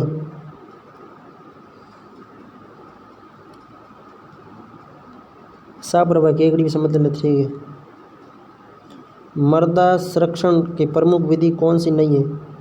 रासायनिक उर्वरक का प्रयोग करके आप मृदा का कहीं संरक्षण नहीं करोगे। जैसे गोबर खाद का प्रयोग करो और मृदा का संरक्षण करो। फसल का चक्रीकरण, पट्टीदार कृषि और पशुचारण पर नियंत्रण मृदा संरक्षण के कारण है। उत्तर पश्चिमी राजस्थान में मृदा उर्वरकता में अवनयन का प्रमुख कारण क्या है। जल भराव। उत्तर पश्चिमी राजस्थान में मृदा उर्वरता में अवनयन मतलब कमी आने का कारण है जल भराव। न तो नाड़ी अपर्दन है, न ही पवन अपर्दन है, न ही गहन कृषि है। 22वां क्वेश्चन इंपॉर्टेंट है। जल भराव के कारण उत्तर पश्चिमी राजस्थान में मृदा उर्वरता में अवनयन आता है। कोटा, बूंदी, झालावाड़ में मध्यम काली वर्टिसॉल्स, स्टेटोस्टेटस और क्रोमोस्टेटस। राज्य में भूमि अवनयन के अंतर्गत सर्वाधिक क्षेत्र प्रभावित है वायु अपर्दन का। वर्टिसॉल्स कोटा, बूंदी, बारा, झालावाड़। क्रोमोस्टेटस, स्टेटोस्टेटस। शुष्क क्षेत्र की लवण प्रभावित मृदाओं को मृदाखंड में वर्गीकृत किया जाता है। मृदाखंड एडिसॉल्स में ऑर्थिडस, क्रैम्बो ऑर्थिडस, कैल्सी ऑर्थिडस, सेरी ऑर्थिडस और पेली ऑर्थिडस। जिप्सम का उपयोग किस प्रकार की मृदा के सुधार के लिए किया जाता है। लवणीय या क्षारीय मृदा के उपचार के लिए जिप्सम का प्रयोग किया जाता है, जबकि अम्लीय मृदा के लिए चूने का प्रयोग किया जाता है। वर्टिसॉल्स प्रकार की मृदा राजस्थान के किन जिलों में पाई जाती है। वर्टिसॉल्स कोटा, बूंदी में पाई जाती है। Structural investment modelling SEM, S मतलब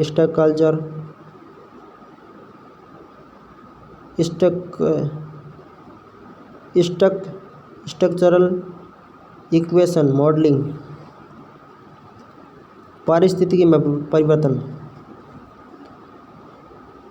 मृदा का क्षरण या कटाव नहीं है। पारिस्थितिकी में परिवर्तन सेव की समस्या है। Structural equation modelling.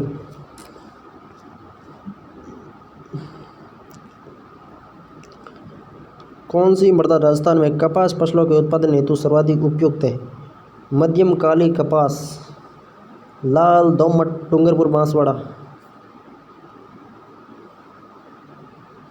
लाल पीली चित्तौड़, प्रतापगढ़, भीलवाड़ा, शाहपुरा में। लाल पीली अजमेर, केकड़ी, ब्यावर, पाली आदि क्षेत्रों में पाई जाती है।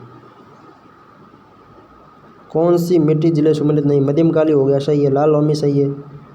लाल पीली गड़बड़ है। झालावाड़ व कोटा में तो काली मृदा पाई जाती है। भूरी रेतीली कछारी, भरतपुर और अलवर में पाई जाती है।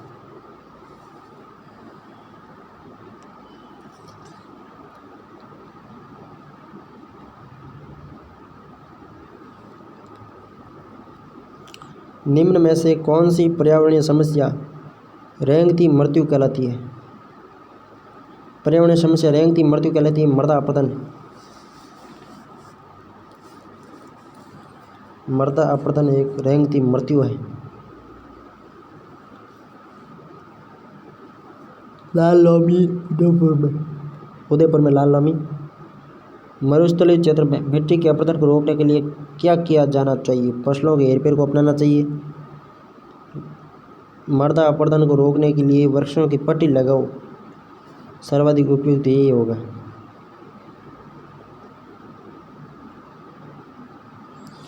लाल व पीली मिट्टी वाला जिलों का समूह कौन सा है? लाल, पीली, सोईमाधोपुर, राजसमंद में।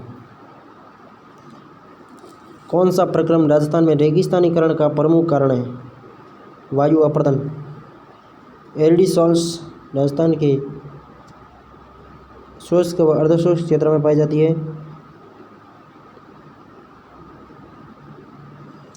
एल्डीसॉल्स मृदा का विस्तार राजस्थान में शुष्क व अर्धशुष्क दोनों जलवायु प्रदेशों में। इस प्रश्न में उक्त दोनों विकल्प एक साथ नहीं होने चाहिए। दोनों विकल्प होने की स्थिति में अर्धशुष्क ही सही होगा। इसी तरह का एक प्रश्न जैन इलेक्ट्रिक की मैकेनिकल परीक्षा 2020 में आया था, जिसमें अर्धशुष्क सही माना गया। एल्डीसॉल्स तो इसका मतलब अर्धशुष्क। इसी तरह का एक प्रश्न ग्राम सेवक 2016 में आया, जिसमें एल्डीसॉल्स को शुष्क व अर्धशुष्क दोनों में माना।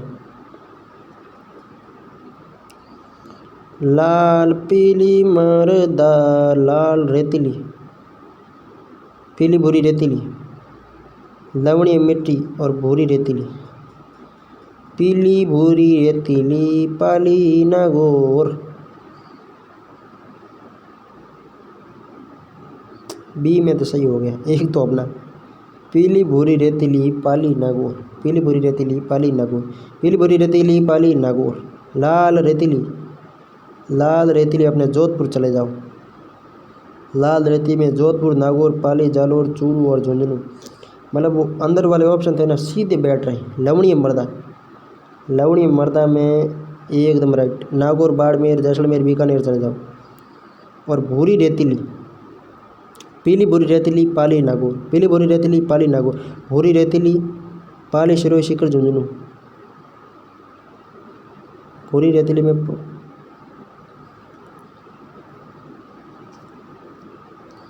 राजस्थान में सूखा, अकाल एवं आपदा। सूखा एक प्राकृतिक आपदा है। सामान्यतः वर्षा की कमी के कारण क्षेत्र में जल की कमी की स्थिति को सूखा कहते हैं। जब सूखे के कारण मनुष्यों व पशुओं पक्षियों के लिए खाद्यान्न, चारा, पानी पीने की कमी हो जाती है तो उसे अकाल कहा जाता है। अकाल के संबंध में एक कहावत प्रसिद्ध है, तीजो कुरियो आठवों काल। अर्थात प्रत्येक तीसरे वर्ष कुरियो यानी कि छोटा अकाल या अर्ध अकाल, और प्रत्येक 8 साल में भयंकर अकाल पड़ता है। तीजो कुरियो यानी कि छोटा काल या अर्धकाल, प्रत्येक 8 साल बाद भयंकर अकाल। त्रिकाल यह सबसे भयंकर अकाल होता है, जिसमें अन्न, जल व तृण तीनों का अभाव हो जाता है। राजस्थान में 1987 में त्रिकाल पड़ा था। राजस्थान में त्रिकाल 1987 में पड़ा था। 1987 को त्रिकाल। 40 अकाल 1783।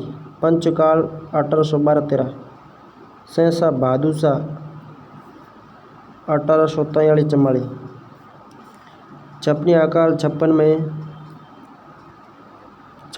में 1800 या 1900 में। सहसा भादुसा विक्रमी संवत 1900 में, किंतु 1843-44 ईस्वी सन में।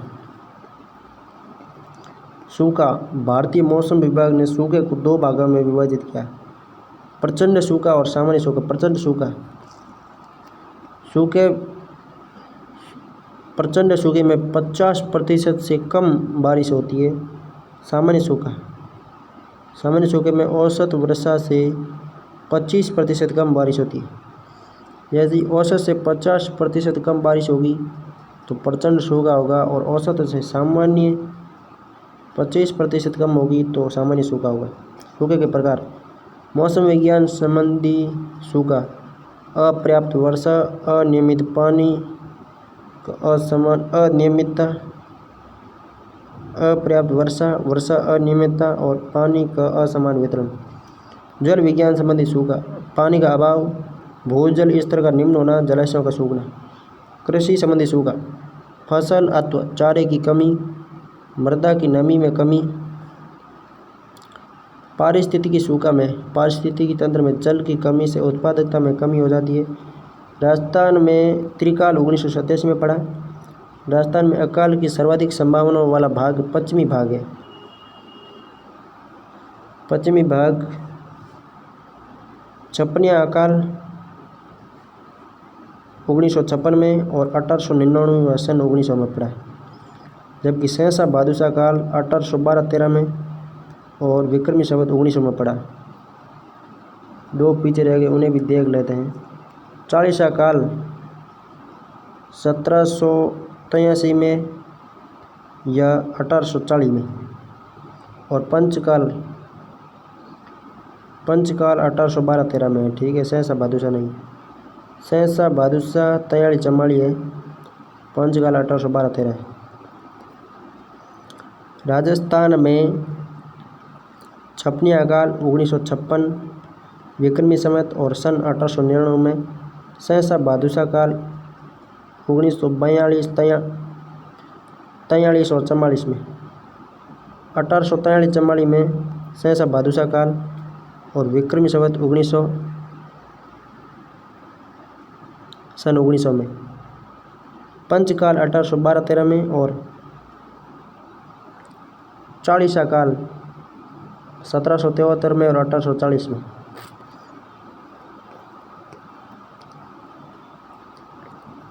राजस्थान में अकाल की सर्वाधिक संभावना वाला भाग पश्चिमी भाग है। राजस्थान में शुष्क व अर्धशुष्क जलवायु क्षेत्र सूखे से अधिक प्रभावित है। राजस्थान में ज़्यादातर भाग विशेषकर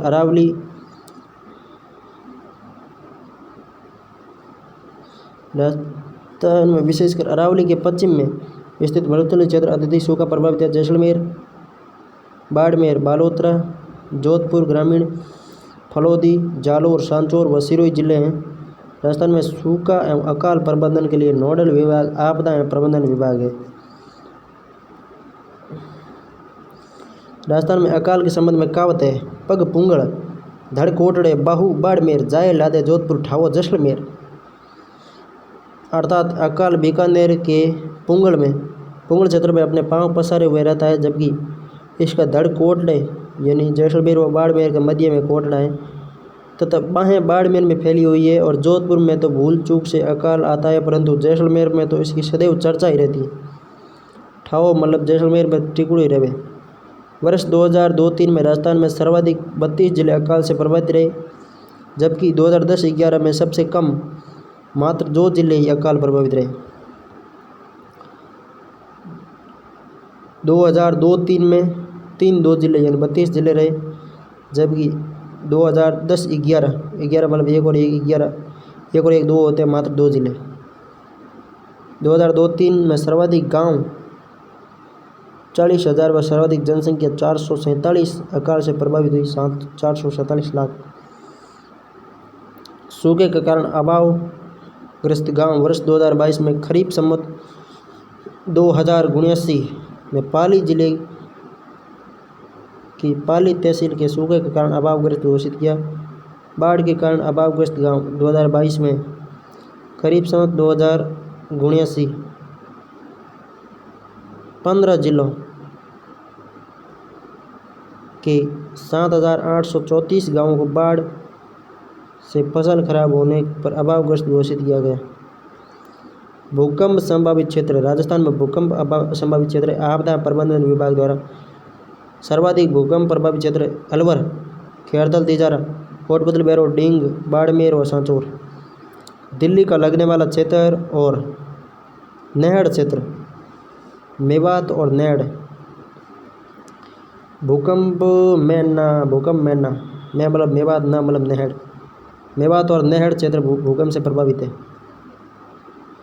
टीडी आक्रमण राजस्थान सरकार द्वारा मार्च 2020 को टीडी आक्रमण के कारण राज्य के 8 जिलों जैसलमेर, बाड़मेर, बीकानेर, श्रीगंगानगर, जोधपुर, जालोर, पाली, सिरोही के 908 गांवों को अभावग्रस्त घोषित किया।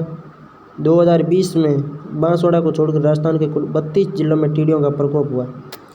2020 में बांसवाड़ा को छोड़कर 32 जिलों में टीडियों का प्रकोप हुआ। इस दौरान टिड्डी प्रभावित किसानों को नियंत्रण हेतु निःशुल्क कीटनाशी रसायन उपलब्ध कराए गए। राजस्थान में टिड्डियों का प्रवेश द्वारा प्रवेश द्वार जैसलमेर को माना जाता है। राजस्थान में टिड्डियों का आक्रमण पाकिस्तान की तरफ से होता है। टिड्डी चेतावनी संगठन LWO का संबंध किससे? LWO का संबंध टिड्डी से। जोधपुर भारत सरकार द्वारा स्थापित है, जो टिड्डी की स्थिति की निगरानी, चेतावनी और नियंत्रण का काम करता है। अकाल एवं सूखे से संबंधित योजनाएं।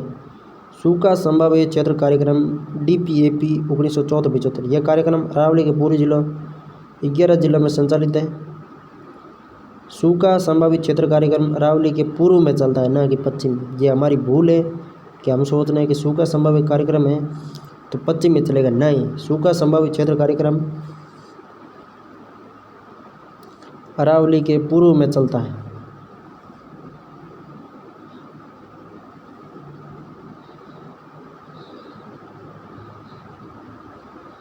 बत्तीस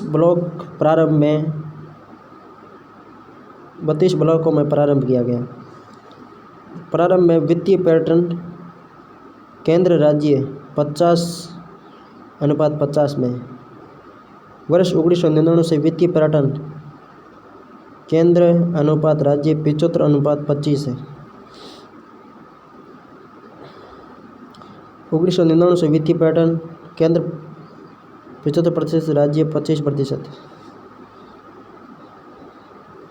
उद्देश्य फसलों के उत्पादन, पशुधन तथा भूमि की उत्पादकता, जल, मानव संसाधन पर पड़ने वाले सूखे के प्रतिकूल प्रभावों को कम करना और सूखाग्रस्त क्षेत्र में प्राकृतिक संसाधनों के अधिकतम उपयोग के साथ ग्रामीण क्षेत्र की आर्थिक विकास करना।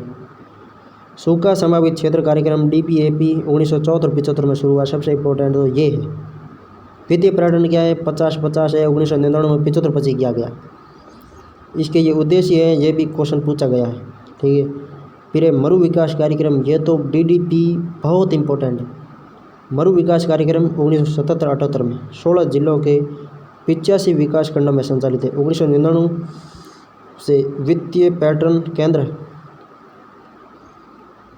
केंद्र राज्य का प्रतिशत 75:25 में।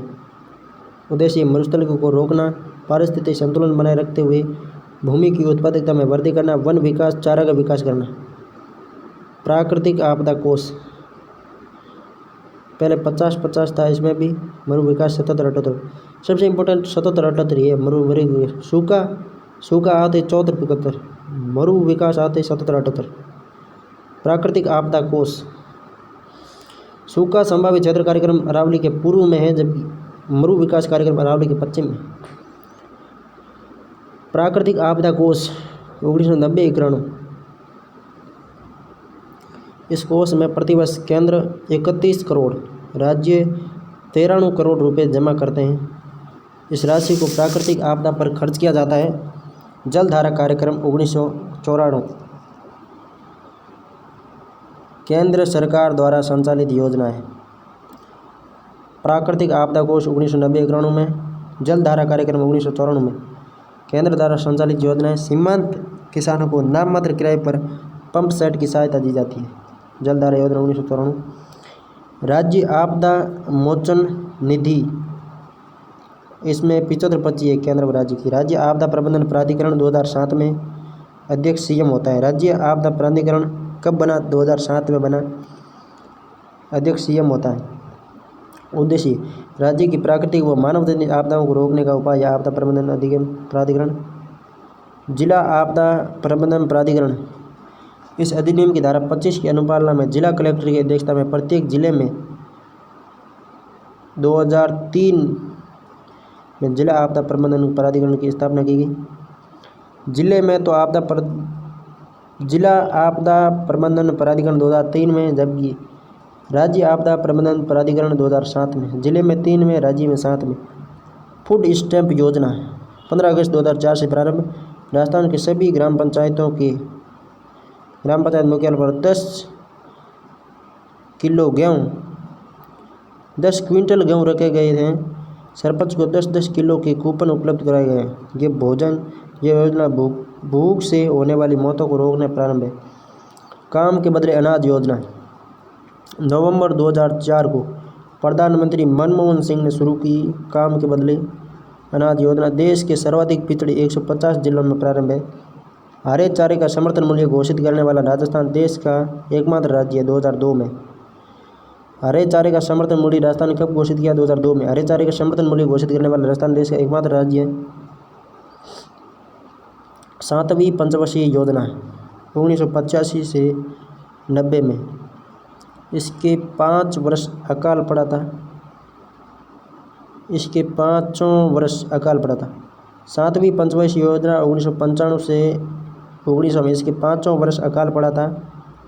7-5 अकाल इसका नारा था। भोजन काम उत्पादन 7वीं पंचवर्षीय योजना 1995 से 90 में इसके 5 वर्ष अकाल पड़ा। इसका नारा था भोजन काम उत्पादन। राजस्थान का पहला अकाल राहत कार्य राजसमंद झील का निर्माण है। राजस्थान का पहला अकाल राहत कार्य राजसमंद झील का निर्माण है। खेड़ऊ या गोलू अकाल पड़ने पर मवेशियों को लेकर अन्य प्रदेशों की ओर चारे पानी की खोज में जाने वाला व्यक्ति खेड़ऊ या गोलू कहलाता है। 2002-3 में राजस्थान राज्य के कुल कितने जिलों को अकाल प्रभावित घोषित किया गया? 32। 2021-22 में कितने जिले अकाल प्रभावित हैं? 10। अकाल के लिए प्रसिद्ध दोहे में पग पूंगल के नाम से राजस्थान के कौन से क्षेत्र की ओर संकेत है? बीकानेर। राजस्थान में सूखा संभावित क्षेत्र कार्यक्रम से संबंधित गतिविधियों का उद्देश्य नहीं है। गरीबी निवारण, मिट्टी संरक्षण, मिट्टी निवारण, जल संसाधन, वृक्षारोपण। गरीबी निवारण नहीं है, ठीक है। सूखा संभावित, सूखा मिटाएगा तो वहाँ गरीबी का बीच में आएगी। मरु विकास कार्यक्रम 1977-78, ये देख लो कितने बार आया है सवाल। मरु विकास कार्यक्रम तो बहुत इंपॉर्टेंट है। दोनों में वित्तीय पैटर्न 75-25 है। 1999 से पहले कितना था? 50-50 था। 1999 के बाद सूखा संभाव्य कार्यक्रम 74-75 में, मरुस्थलीय विकास कार्यक्रम 77-78 में। 1999 से पहले दोनों में 50-50 की भागीदारी थी। 1999 के बाद दोनों में 75-25 की गई। राजस्थान में बार बार अकाल एवं सूखे का कारण है अनियमित वर्षा। कौन से कार्यक्रमों का अकाल राहत से सीधा संबंध है? मरु विकास कार्यक्रम, सूखा संभाव्य कार्यक्रम। मरु विकास कार्यक्रम 1977-78, सूखा संभाव्य कार्यक्रम 1974-75। राजस्थान में 47 सूखा संभाव्य क्षेत्र कार्यक्रम। DPAP की वित्तीय व्यवस्था केंद्र राज्य में 75-25 है। केंद्र 75 देता, राज्य 25 देता है। मौसम विज्ञान के अनुसार सामान्य वर्षा से 51% अधिक वर्षा की कमी में भयंकर सूखा कहते हैं। अब खाली जगह आ गई तो इसमें सीधा भरना है, भयंकर सूखा। सामान्य से यदि 51% अधिक कमी होती है तो इसे भयंकर सूखा कहते हैं। और सामान्य सूखा किसे कहते हैं? सामान्य वर्षा से यदि 19% अधिक या 19% कम वर्षा होती है तो इसे सामान्य सूखा कहते हैं। 51% व अधिक वर्षा में कमी होना भयंकर सूखा है। दीर्घकालीन अकालग्रस्त क्षेत्र के अंतर्गत राजस्थान के निम्नलिखित जिलों के समूह हैं। दीर्घकालीन अकालग्रस्त क्षेत्र के अंतर्गत जोधपुर, जैसलमेर और भीलवाड़ा है। दीर्घकालीन अकालग्रस्त क्षेत्र के अंतर्गत जोधपुर, जैसलमेर और भीलवाड़ा है। किसी भी क्षेत्र को न्यूनतम सूखाग्रस्त क्षेत्र घोषित करने की कितनी वार्षिक वर्षा की मात्रा होनी चाहिए? 70 से 100 सेमी। ऑप्शन में सर्वाधिक है। न्यूनतम सूखाग्रस्त क्षेत्र घोषित करने के लिए कितनी वार्षिक वर्षा की मात्रा होनी चाहिए? 70 से 100 सेमी। सूखाग्रस्त क्षेत्र तो पूर्वी राजस्थान में होता है तो इसके लिए वर्षा न्यूनतम है ना 70 से 100 सेमी होनी ही चाहिए, तभी वह सूखाग्रस्त क्षेत्र घोषित किया जाएगा। राजस्थान में सूखे से निपटने हेतु नोडल विभाग है आपदा प्रबंधन एवं राहत विभाग। सूखा संभाव्य 74-75। निम्नलिखित में से वर्षों में से किस वर्ष में अकाल राजस्थान की सर्वाधिक जनसंख्या प्रभावित हुई? 2009-10 में सर्वाधिक अकाल से जनसंख्या प्रभावित हुई। सर्वाधिक गांव 2002-3 में प्रभावित हुए। छपनिया अकाल 1899 से 1900 में। सहसा भादुसा 1843-44 में और विक्रमी संवत 1900 में। जबकि छपनिया 1899 और 1900 में और विक्रमी संवत 1956 में। पंचकाल 1812-13 में और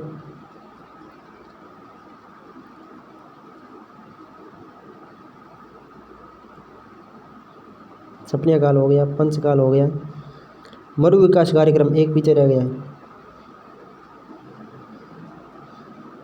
40 का अकाल 1783 में ईस्वी में और 1840 विक्रमी संवत में हुआ। मरु विकास कार्यक्रम 1 अप्रैल 1999 से केंद्र राज्य के बीच वित्तीय सहयोग 75-25। मरु विकास हो या सूखा हो, दोनों में 1 अप्रैल 1999 से 75-25 हो गया। 2002-3 में राजस्थान में कितने जिले सूखे प्रभावित थे? 32। राजस्थान के निम्नलिखित में किन जिलों में भूकंप से सबसे कम प्रभावित है? भूकंप सबसे कम प्रभावित, ये प्रश्न डिलीट किया गया। सर्वाधिक प्रभावित तो बताया गया है मेवात और नैड़ क्षेत्र। मेवात में अलवर, ढींग, हैरतल चित्रा, कोटबदल, बेलवट तो सर्वाधिक, और बाड़मेर, सांचौर में सर्वाधिक है। अब न्यूनतम में क्या पता है? राजस्थान में किस वर्ष में अकाल उत्तरी राजस्थान मतलब गंगानगर हनुमानगढ़ में कम है? ठीक है। राजस्थान में किस वर्ष अकाल सूखाग्रस्त प्रभावित गांवों की संख्या अधिकतम 2002-3 में? ठीक है। सर्वाधिक जनसंख्या प्रभावित हुई 2009-10 में। सर्वाधिक जिले प्रभावित हुए 2002-3 में, और सबसे कम जिले प्रभावित हुए 2010-11 में, ओनली 2 जिले। राजस्थान में निम्नलिखित में से कौन से जिले की पारिस्थितिक समस्या सेम से भीषणतम प्रभावित है? श्री गंगानगर, हनुमानगढ़। मरु विकास कार्यक्रम 75 और 25 की भागीदारी है। निम्नलिखित में से कौन सी प्राकृतिक आपदा राजस्थान में घटित होने की न्यूनतम आशंका रहती है? सुनामी कहाँ? राजस्थान में। त्रिकाल, अनाज, जल और चारा। मरु विकास कार्यक्रम 77-78। किस वर्ष सूखा प्रभावित जिलों की संख्या सर्वाधिक थी? सर्वाधिक 2002-3 में थी, न्यूनतम 2010-11 में, केवल 2 जिले ही थे। 1 अप्रैल मरु विकास कार्यक्रम को केंद्र राज्य ने 75-25, केंद्र 75, राज्य 25। सूखे की संभावना से सर्वाधिक किस जिले के समूह में सूखे की संभावना सर्वाधिक है?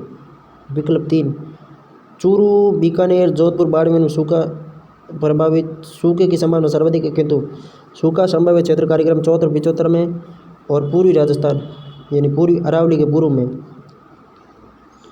राजस्थान के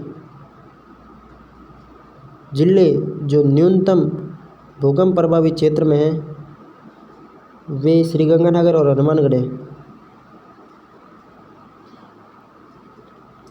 राजस्थान में सूखा संभावित क्षेत्र कार्यक्रम डीपीएपी 13 जिलों में चल रहा है। सूखा संभावित क्षेत्र कार्यक्रम 74-75। मरु विकास कार्यक्रम कोई अधिकृत नहीं आता है। समन्वित ग्रामीण विकास नहीं करेंगे। शुष्क क्षेत्र अनुसंधान और विकास कार्यक्रम करेंगे। सूखा संभावित क्षेत्र कार्यक्रम मरुस्थलीकरण से द्वंद्व कार्यक्रम। राजस्थान में सूखा संभाव्य कार्यक्रम किस वर्ष से प्रारंभ किया गया? 74-75 में। कौन सा कार्यक्रम अकाल की समस्या से निपटने हेतु नहीं है? क्रेपी कार्ड योजना अकाल संबंधित नहीं है। अकाल के निपटने के लिए मरु विकास कार्यक्रम, जलधारा योजना, काम के बदले अनाज योजना मनमोहन सिंह ने शुरू की। जलधारा योजना अभी देख लेते हैं दोनों वापस।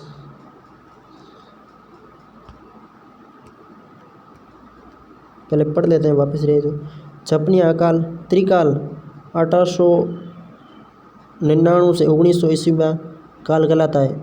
ईस्वी है, इसका मतलब छपनिया है। छपनिया मतलब त्रिकाल था, छपनिया त्रिकाल था। भयंकर अकाल जो राजस्थान लोगों द्वारा छपनिया अकाल 1899। राजस्थान में बार बार सूखे व अकाल का प्रमुख कारण है अनियमित वर्षा। राजस्थान में बहुधा सूखा अकाल पड़ने का आधारभूत कारण है अनियमित, अपर्याप्त, अनिश्चित वर्षा ही सूखा पड़ने का मुख्य कारण है। यह आ गया जलधारा कार्यक्रम 1954 में केंद्र द्वारा संचालित योजना है। सीमांत किसानों को नाम मात्र में कृषि सहायता उपलब्ध कराई जाती है। और फूड पैकेट योजना 2004-5 से प्रारंभ की गई, ये भी सहायता देती है, किंतु क्रेपी कार्ड कोई सहायता नहीं देती। काम के बदले अनाज 2004 में मनमोहन सिंह द्वारा शुरू। सूखा संभावित क्षेत्र कार्यक्रम, ये कार्यक्रम अजमेर, बांसवाड़ा, बारा, भरतपुर, डूंगरपुर, झालावाड़, करौली, कोटा, सवाई माधोपुर, टोंक और उदयपुर में 32 ब्लॉकों में फसलों के उत्पादन, पशुधन तथा भूमि की उत्पादकता, जल और मानव संसाधनों पर पड़ने वाले सूखे के प्रतिकूल प्रभावों को कम करना, सूखाग्रस्त क्षेत्र में प्राकृतिक संसाधनों के अधिकतम उपयोग के साथ ग्रामीण क्षेत्र का आर्थिक विकास करना। ये अरावली के पूर्व में चलता है, पश्चिम में नहीं चलता है।